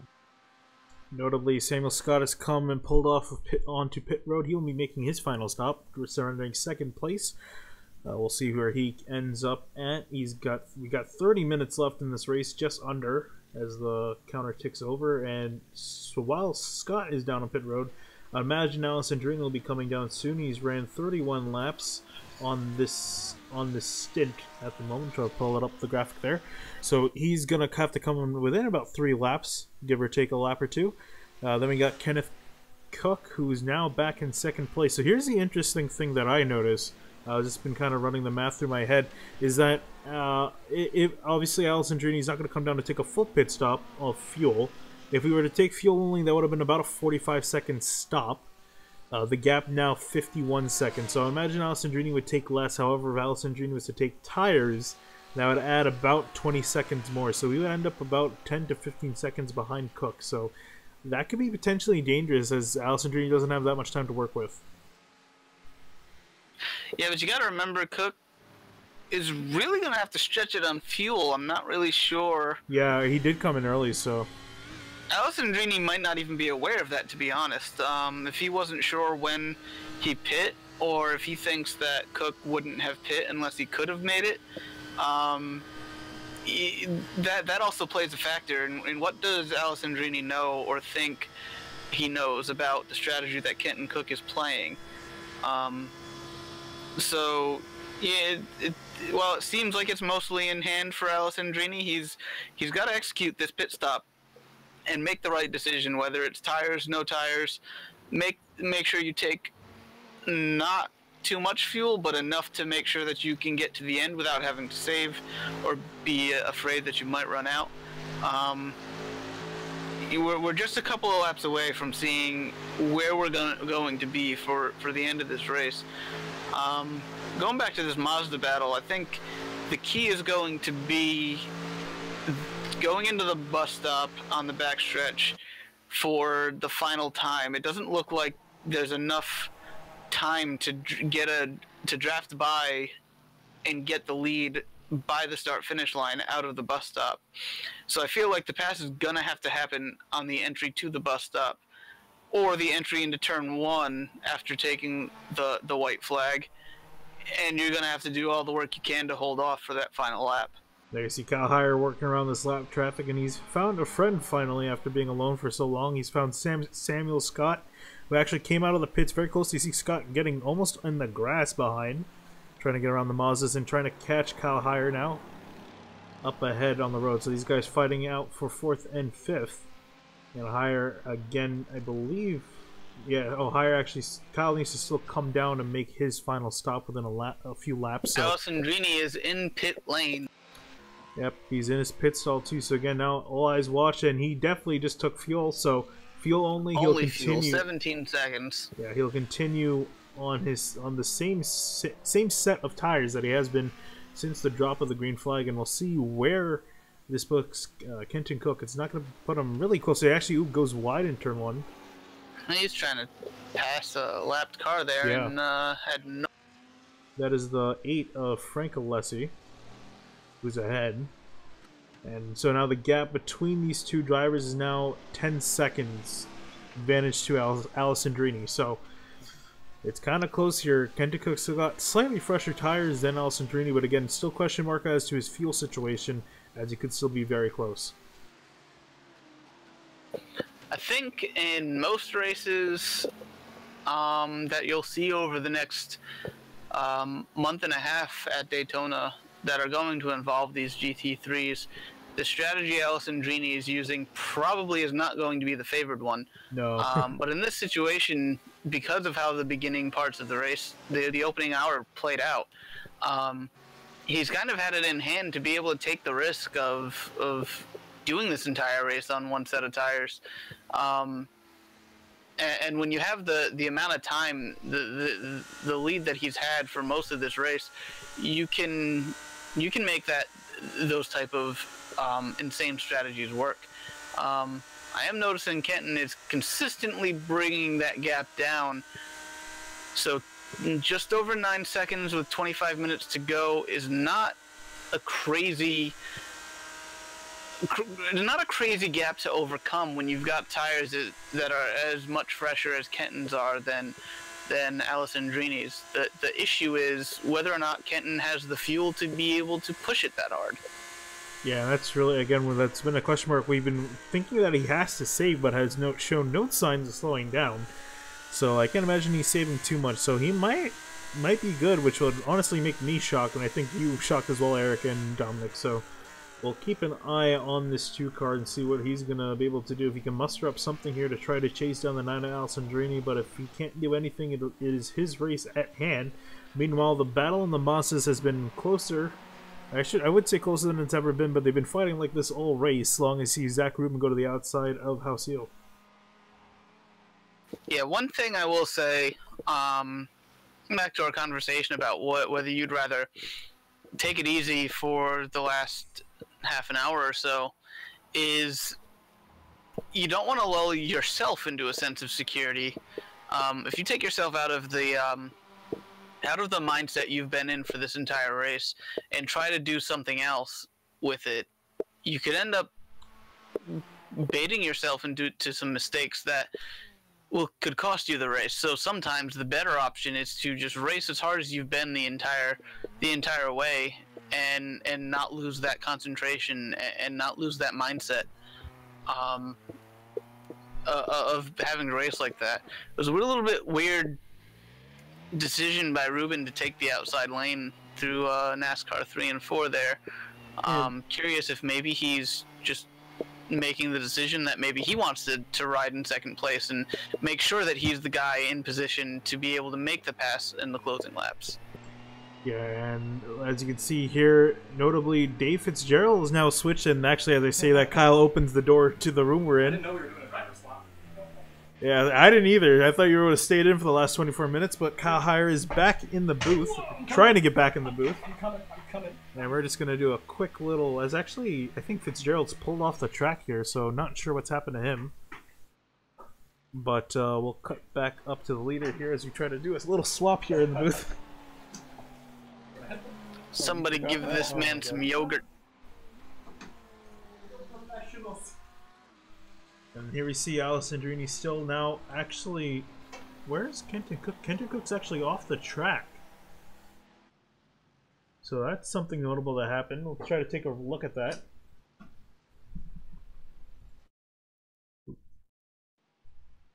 Can't find... I think he just... I just lost connection there, Finian. Well, looks like it's a bus stop issue. Oh, Again, bus stop. Outbraked himself in the bus stop, wrecked into the tire barriers. Same thing we saw earlier on tonight from... Yeah, he's only been off the track for about a lap now. Trying to see if we can grab it. Oh, here we go. We might have his car is definitely damaged, so... here we go. Here's the replay. Oh, yeah. Flips that left curb and buries it nose deep in the tire barrier, Finian. Big time damage. Yeah, and we were talking, me, Eric, and Dominic have been talking all night. The entire time we've been gone does that 2 have something for Alessandrini? And it looked like he might have been starting to make some inroads there, but that just pretty much sealed the race right in there. Alessandrini still leads, and good to be back in the booth here. My right leg is cramped up. That's a different driving position than I'm used to, but... Whew, all right, guys. How's it been so far? Well, it's been really interesting. Kenton just took our question of whether or not he can make it on fuel out of the scenario. But this battle for the Mazda lead looked like it was going to get pretty spread out, but they're side by side right now here by Kenton. Side by side again, and here comes Dave Fitzgerald on through, and Fitzgerald actually ran a set of gas. I was joking that it was just like Sebring all over again. We were sputtering coming to the pit lane. That is pretty funny, but yeah. So I'm not sure. Did you actually know what happened to the 7 and the 23? No, I haven't seen. This damage looks new. So what happened is Ruben ended up overshooting his pit stall by a bit. Lost about 3-4 seconds on Halcyon. I remember passing him when they were separated. Yeah. So Halcyon was up ahead, but then Kenton Cook got into Halcyon, knocked him off the track, and that allowed Ruben to get back up. So these guys have been fighting ever since that happened. Well, here comes the 7 back to the inside, and a swap for position. And Dominic, the tail of this race for Kenton is definitely going to be the word mistakes. Oh, for sure. He had something for Alessandrini. If you look at the lap times they were able to pull, but he just made far too many mistakes far too often compared to Alessandrini, which I think we saw early people. Alessandrini was definitely capable of making mistakes, but once you give him the ground he needed to be able to win, he was and be a little bit more on the conservative side, he was able to just put in the laps and hammer down and pull away from everyone. So he's got this in hand. This battle for the Mazda lead has been pretty much this close since the drop of the green flag. And I was going to ask Dominic about when I was out there, Finian, the track is really rubbered in. It's very grippy and very fast right now, Dominic. So how does that change your aggression level as the race goes on and the track gets grippier and grippier, even with the cooling temperatures too? So I think with a nice grippy track, you have a lot more confidence in being able to push your car and therefore being able to mount attacks. But at the same time, you have to be careful because with having done this many laps and this much time elapsed in this race, you also get marbling down in the corners. Turn 1 especially here is famous for having a lot of rubber getting laid down, and the tires can pick that up easily, so you have to worry about grip levels, especially in the corners. Absolutely. And Did you get a look at my brakes when I was driving there, Finian? No, I didn't look at you a lot that race because you were kind of no man's land. Yeah, I was in no man's land. I I was curious about the Ferrari's brakes because we've seen that the Mercedes. I was actually talking with some of the other members, Finian. The Mercedes is 1,000 pounds heavier than the BMW, and that'd be why they are so hard on the brakes here. Yeah, I don't think the Ferrari. I don't imagine. Ooh, you see the six of Scott go off the track. But yeah, I would think the Ferrari probably wouldn't be too bad. And you see now the 12 of Fitzgerald heading, nothing on the Ferrari. Yeah, this is probably the lightest of the bunch. I was going to say it's probably the lightest, and it has probably some of the best weight distribution out of all these guys, other than the Audis, being a mid-engine car. So Kyle Herbst has gotten himself back in contention for the top 5 spot because of the driver swap there with Fitzgerald, and it's brought Herbst back up within a couple seconds and an opportunity to get himself back inside the top 5. Yeah, I was kind of curious why was Fitzgerald? I just wanted to. Oh, okay. Because I saw him when we were doing the driver swap. He pulled all the way to the side of pit road. I don't know about that. Maybe he has a new wheel, and he was. I think when he came in, we actually had a 15-second black flag penalty because he sped on pit entry because the button wasn't configured right. I imagine that might have been something similar there. So that's really unfortunate. Yep, and hardware issues are always fun. Alessandrini continues to lead, and actually, Alessandrini's just been really, really consistent. But I will say, he's not the fastest car on the track right now. He's probably 3rd or 4th quickest, but he has such a huge lead, he doesn't need to push. Yeah, I was gonna say he doesn't need to push because of that lead, and also he has not taken any tires the entire race. He's been on the same set since the drop of the green flag, so noticeable strategy difference. And part of me thinks that was reactionary to Kenton Cook's strategy because he pulled some maneuvers, got him within 10 seconds of Alessandrini. So if Alessandrini took tires, he would have been probably 10 seconds back from Cook. Of course, now that doesn't matter because Cook crashed out of the race. Absolutely. Well, I did notice. See the brakes really glowing at Mercedes. I wonder if the brakes are larger on the Mercedes to help counteract that. Probably. I imagine some sort of difference. Yeah, probably more reactive brakes. Yeah, but I was noting though that over my entire stint, I started a couple seconds behind Alessandrini, ended up about 18 seconds up the road from him. So he's just been lapping so consistently, so quietly. Nothing's really happened to this 9 car since the beginning of the race, and he's just been showing again that he can control a race when he's in the right spot. Yeah, he only did. Yeah, once he cleared from being heads up on track racing with his competition, he has been able to just calmly just pound in consistent lap after consistent lap. And as you said, he's not the quickest, but a lot of that comes down to the fact that he hasn't changed tires this entire race. So he's on probably, 70-something lap tires at this point. Yeah, 73 and lap still tires. Able to run within a second or so of or just about a second of the best lap of the race. Second and a half of the best lap of the race, just over a second of his best lap of the race. So he's really has a car under him that can take care of these tires, as we've seen. But a lot of that has to do with when you have the lead that he was able to get from making less mistakes than the guys around him, how much you're able to take care of those tires. Yeah, and actually I was going to say that Alessandrini has made almost no mistakes, and I say almost because he did make one mistake, got a little bit loose through the kink and center around, but other than that, he's done everything perfect and has been running really consistent laps. And that's why he's currently leading by 25 seconds over James Stacey. Yeah, when I was in there, Finney, the closing rate between the MX-5s and the GT3 cars is absolutely insane. Yeah. I approached... I caught you a few times passing through traffic. Well, that is insane. I caught him at a bad point heading into the bus stop several times, and I had to wait for them to get through the bus stop because I didn't want to launch it down the inside. But it's very hard to judge how... Because the MX-5 really doesn't break... That's one thing, that's a misconception about race cars, Finney, is the MX-5 does not take longer to brake than the GT3 cars do. Because the GT3 cars are so much heavier, their braking zones are longer than a car with worse brakes that's lighter. So the braking zones generally are pretty similar. And the problem with that is that when you can't outbrake a Mazda going into a corner, you have to beat them solely on raw power, and when you're coming up from behind, that's a risky thing to do. Yeah, I was going to say that's really where you have to, pick and choose your battles. And that's not just really a saying for the class you're in, also is in multi-class between the classes too, is picking where you want to pass the slower or faster cars in some cases, because otherwise it can end up getting you or the other guy wrecked. And here's Kyle Herbst in the number 1, closing in on that top 5 spot with Dave Fitzgerald just up the road, lapping a little bit quicker than that number 12 at the moment. So this is just a matter of time. There's only 13 minutes left to go in this race here, Finney, and about 8 laps, or 6, yeah, 8 laps left in this race, just about. So we're getting down to it here. And that number 1 is going to be on the move. You see him miss his apex there just a little bit. He'll cut back down and try to save the corner, and he'll close in even more.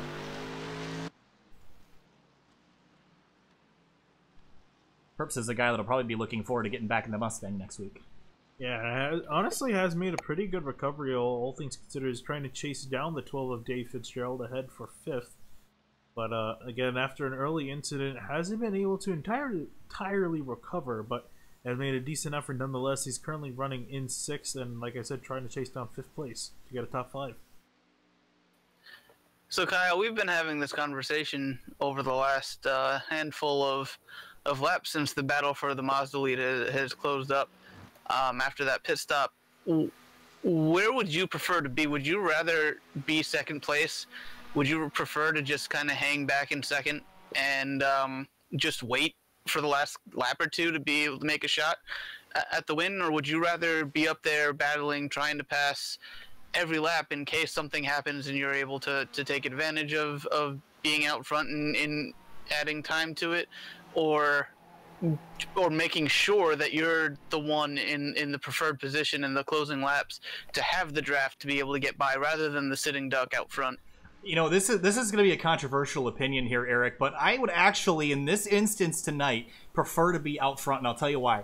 The way that 2nd to 1st pass to the win works is by getting a better run out of the bus stop. The problem is that that entirely relies on the 2nd driver getting a better run on the exit. If you're the leader, you have control over how good of an exit they get. You can back them up, and the draft is not quite strong enough for them to earn all that pace back. So I want to be out front. I want to snooker that idea. I want them to take that idea. I want them to try to pass me, but then back them up on the exit of the bus stop, mess up the run on the draft, and come home as the winner. I think that's what I would do here in this situation. Yeah, notably we've got a battle brewing between the 12 and the 1. Herbst has actually caught to the back bumper of Fitzgerald. He's now trying to pass for 5th. Yeah, this has been Herbst just closing ever so slowly here, and he's going to have the draft and probably go around the outside here, maybe tuck underneath before the bus stop. Yeah, it has that Mercedes power too. The Mercedes definitely faster than the Ferrari in a straight line. There, you see it right there. We're down on gearing too in the Ferrari, so that is hurting our top end. Whoa! The one blew the bus stop there, Finian. Yeah, he did, and he's going to get a slowdown as well on top of that. It's going to take him another lap or 2 to reel Fitzgerald back in. That's a big deal. We only got 10 minutes left in this race. You can get the replay of that. There you see them heading to the braking zone. I think Herbst tried to outbrake Fitzgerald and then try to make the corner, realize he couldn't do it. Yeah, one thing I noticed when I was driving the Ferrari around, and I'm not sure if this is true for all the GT3 cars, but there's a lot of off-throttle oversteer heading into that corner, and if you brake really late and try to maximize your braking force, as soon as you go to make that left, the car gets really unstable. Yeah, that does happen in some of them, but I would think probably more so in the Ferrari, just the way it's constructed and the way the weight's balanced. But Herbst actually didn't get much of a slowdown. I guess maybe him going slow through the bus stop itself probably canceled that. But here he is to the inside of Fitzgerald. Fitzgerald's going to give him the line. Yeah, I think I'll just give him that spot. To move the number 1 car back inside the top 5. It's taken him a long time to get here, but he's worked hard at it. Got the nose of that Mercedes cleaned up, and he's ready to go finish off this race inside the top 5 here. I was going to say, you can't really chase down 4th, as 4th place is currently 43 seconds up the track, so I don't think he's going to be chasing that gap down within 9 minutes, but nevertheless, we'll settle for a solid 5th place finish. He locked it up going down into the International Horseshoe. Saw some smoke coming off the right rear tire. You can see the brakes still molten hot there on going back onto the oval.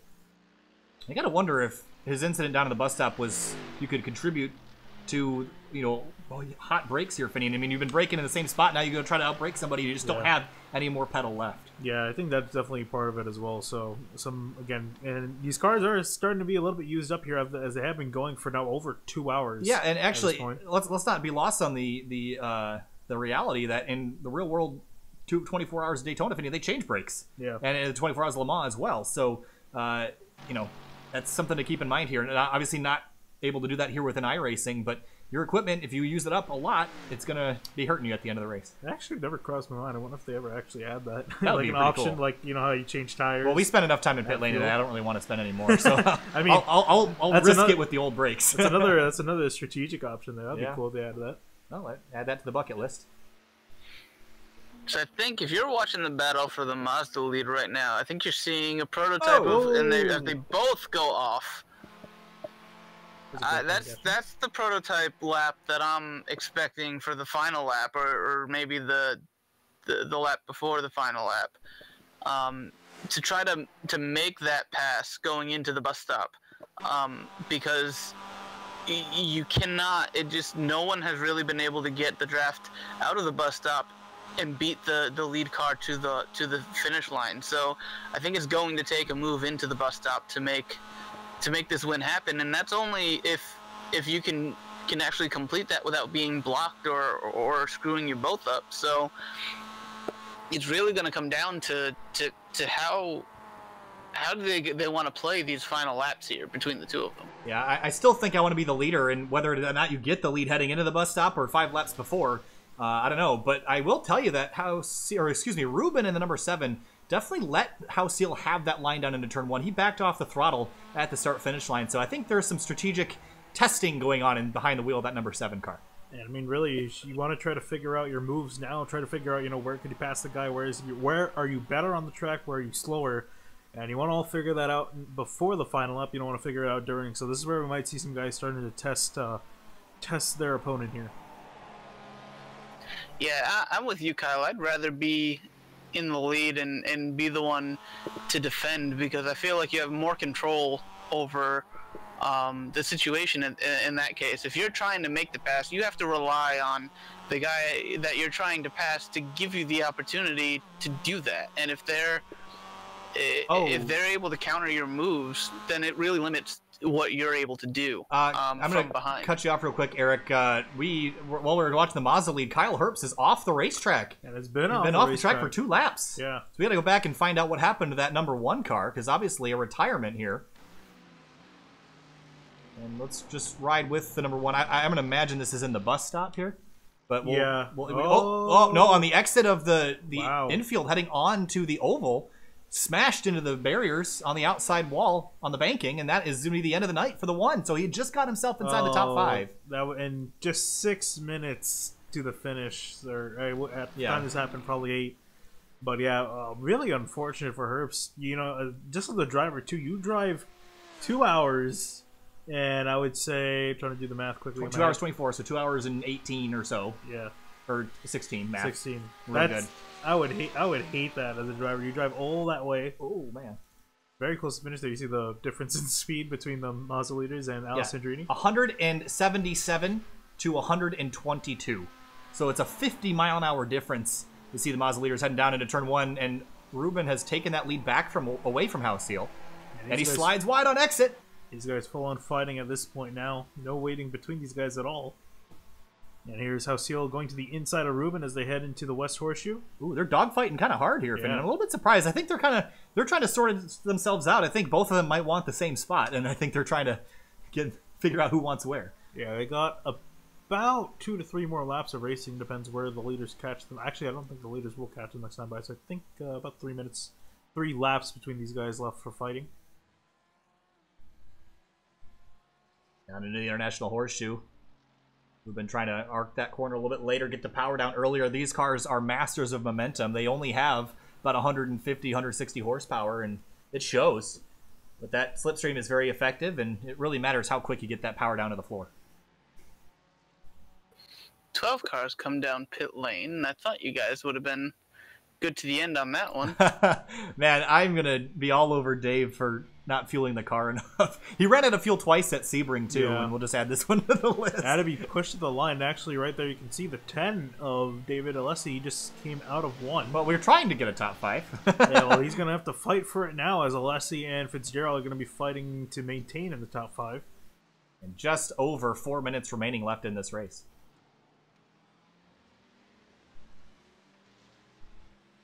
And Alessi smells blood in the water, I think, looking up the road.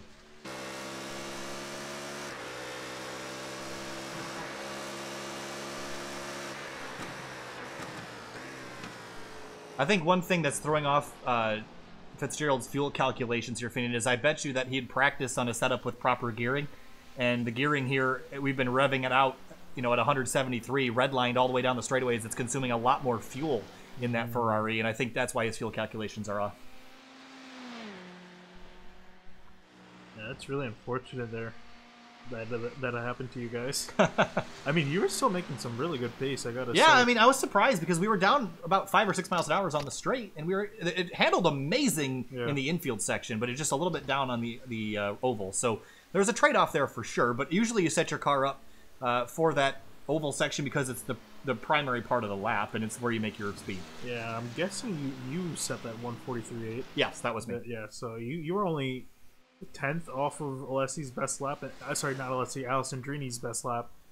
And that was with that gearing problem. So the quickest lap was actually set by the 2 car of Kenton Cook, a 143.538. That was much earlier in the race. Alessandrini, though, his best time's a 143.7. He's running about mid-145s now, and Eric mentioned that he's on the same set of tires for 80 laps. Yep. I mean, those things have got to be hot, they got to be worn out, and they're certainly hurting his performance, but with a 21-second lead with 2 minutes to go, I don't think it's going to matter. No, and Stacy, too, has been kind of getting into that lead again, but at this point, it's not going to matter, especially the headway he's making towards it. The gap will... Last time I checked was around 26 seconds. That was about a few laps ago, and now it's down to 20. But again, at the rate he's closing, it's not going to matter. Well, it should be 2 laps. Maybe that's going to be white flag next time by, I believe, here, Finian. Yeah. So Alessandrini's got to get around 2 more times. Meanwhile, we look back to second, just crossing the start-finish line now. And the battle for 5th is heating up. Or Fitzgerald having to hold off Alessi. About a second separating these guys, and that's a second close enough for Alessi to get a draft in that BMW. Let's not forget that the Mazda leaders are going to have to be cognizant of where Alessandrini is, because he could very much affect whether or not these guys have 2 laps left, 1 lap left, 3 laps left. They're going to have to make sure that whatever their plan of attack is for the final laps includes where they will be in relation to the overall leader, Alessandrini. Yeah, and I think, so here they come across the line. At the moment as they run, it should be 2 laps to go. I don't think Alessandrini should be close enough to lap him again. He is currently working through NASCAR 2, so he's got a little ways to go to catch them again. Yeah, so I think it's a little bit too far for him. It might be close if it were another lap or 2, but I think those guys should be good to fight it out 2 more laps. Meanwhile, Alessandrini going through the bus stop for the second to last time. He'll come around NASCAR turn 3 and 4, and we'll take the white flag. Yeah, Alessandrini, this has just been an impressive performance. He's had the lead for a huge majority of this race. James Stacy has been lapping much faster, but it's just a combination of mistakes and Alessandrini taking no tires. So that's really put him out front by 20 seconds and just not enough time for anybody to run him down. It's been green the entire race. Our incidents have been pretty minimal for such a long event here, with only starting with 19 cars, and there's still 8 of them. Actually, make that 12 that are still on the tracks. That's a pretty good number here, especially with the car and class combination that we have. Alessandrini takes the white flag here at Daytona one more time around for that number 9 Audi. I mean, there's, even with the mistake that he made earlier on and battling with Kenton, he's really proven his worth when you consider that he hasn't changed tires once. The lap times he's been able to keep up this entire distance. I mean, this guy, he's got to be the guy to beat, just in general. Like, this is just an impressive drive he's put on, especially since he's been able to just keep within himself and not have to battle heads up with anybody. David Alessi in pit road ran out of fuel on the last lap. That's a shame for him. I don't think he ran out of fuel. I think he actually has some damage to his car. Did he? Yeah, the nose looked a bit dinged up. Well, let's quickly go back and take a look. Oh yeah, that car's been in the fence. We've got to quickly jump back and find where this happened because we have the leader on the white flag. This is another bus stop incident here, Finian. On entry, I bet you he clips the left curb here and sends it into the wall. And doesn't hit the curb. He actually misses it and drills the fence. That's the trouble spot today. Well, let's quickly head back up front because Alessandrini working his way through the bus stop chicane on the back straightaway. He's got 2 more corners left to go. Yeah, 2 more corners, and pretty much nothing can stop him now.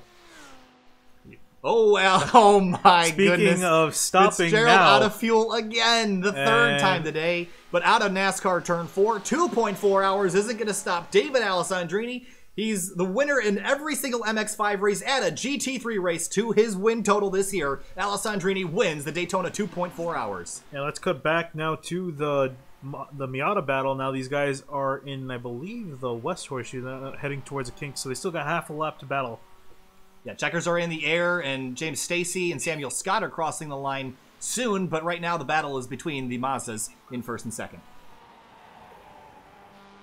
Yeah, Ruben has got to set him up right here to come out of this corner and have the run down into the bus stop to be able to complete the pass here.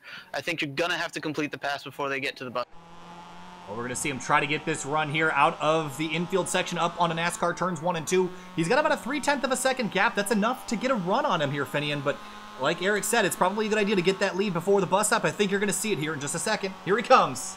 Yeah, he's going to have a huge run there. You see how Sil taking the preferred line. Does Ruben actually sit on it? Yeah, he sits on it. He's going to push the 23 car. So here's what I think Ruben might be doing. He might be trying to wait and might try to set up a run going out of the bus stop. Oh, this is what we talked about here, Finian. We're going to find out in just a moment. Bringing a gap right there. I feel like that was a bit of a mistake. I would have taken the opportunity to get it.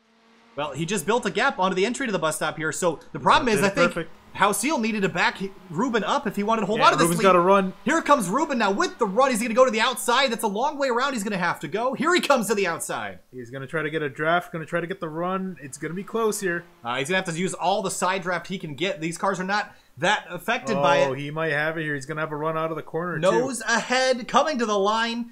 After 2.4 hours, pinch there down to the bottom, but looks like Zach Rubin will clear. What an impressive move by Rubin. Zach Rubin and Ken Hausil come to the line, and Zach Rubin will win it by a nose by 75, or actually 50 thousandths of a second. A close finish between the leaders. Yeah, and fantastic driving there. That was perfect. That was the most perfectly executed move I think I have seen in a long time here. Oh, wow. To have a big crash on out of NASCAR 2. Richard DeMarco in the 461 Mazda. He was 4th place. And that car is total. Oh, here's an incident. That's why. And the race is complete, but let's just show you what happened to the 461. Gets on power, gets loose, and overcorrects straight into the safer barrier. Oh, that was a hard impact, over 70 miles an hour. But man, Eric was saying, Finian, that was a phenomenal finish between those two Mazdas. Yeah, greatly executed. Nice job on both of them, giving each other room to work with there. It's very easy to try to door the person out of your way, but they both had respect for one another clearly and fought a clean battle to the end. I think Hausil's big mistake was, this is what I was talking about. If you're the leader, you need to back up to the guy behind you to prevent that kind of a run. If he had backed up and kept the 7 right on his bumper, there was no way he could have gotten that run. So a slight mistake there. Hausil loses another one. He's still winless in the MX-5s this year. It's not for lack of trying, though, for sure.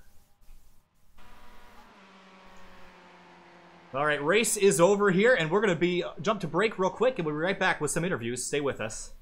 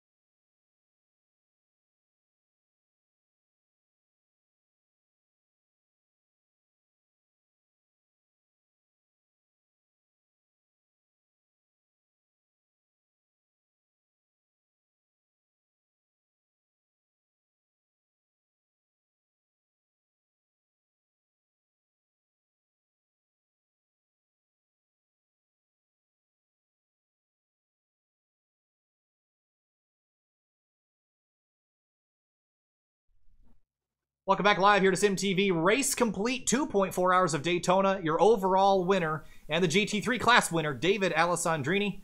DJ, what a race. You didn't take tires. You ran them 83 laps all the way to the end. Obviously, they were pretty worn out, but walk us through that race, because you had a great battle there with the number 2 car until he lost it later in the race and crashed out. Yeah, well, Kenton figured out that he didn't do his fuel calcs right and just stuffed it into a wall and called it a night. So that's why he crashed at the end. But yeah, me and him both were having weird issues with iRacing. I don't know if you guys caught that I spun, but I went into the corner, the game froze, and when I came back, I was sitting in a field. Luckily, I didn't hit anything. So Kenton had the same thing happen. So it was some weird issues plaguing iRacing. But I don't know if James is in Discord, but he was keeping me honest toward the end. I saw him closing in on me, but I knew I just had to keep it clean and hold on to the tires. I was kind of surprised that the tires did that. I was originally going to grab tires before my spin because I could have, and I would have still came out in first place and wouldn't have to battle Kenton because he's always tough to get around.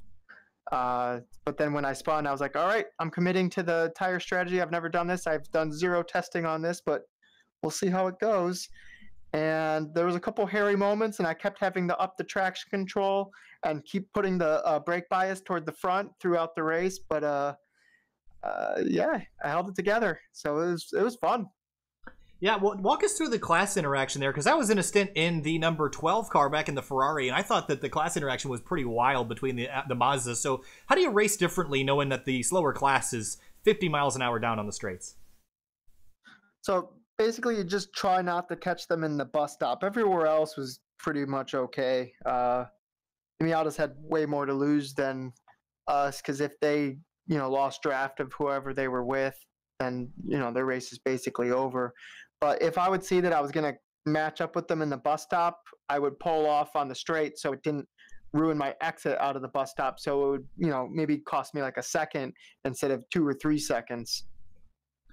All right, DJ. Well, another win, another week for you in the number 9 Audi. This time not an MX-5, but always a pleasure talking to you, and you continue that winning streak this year.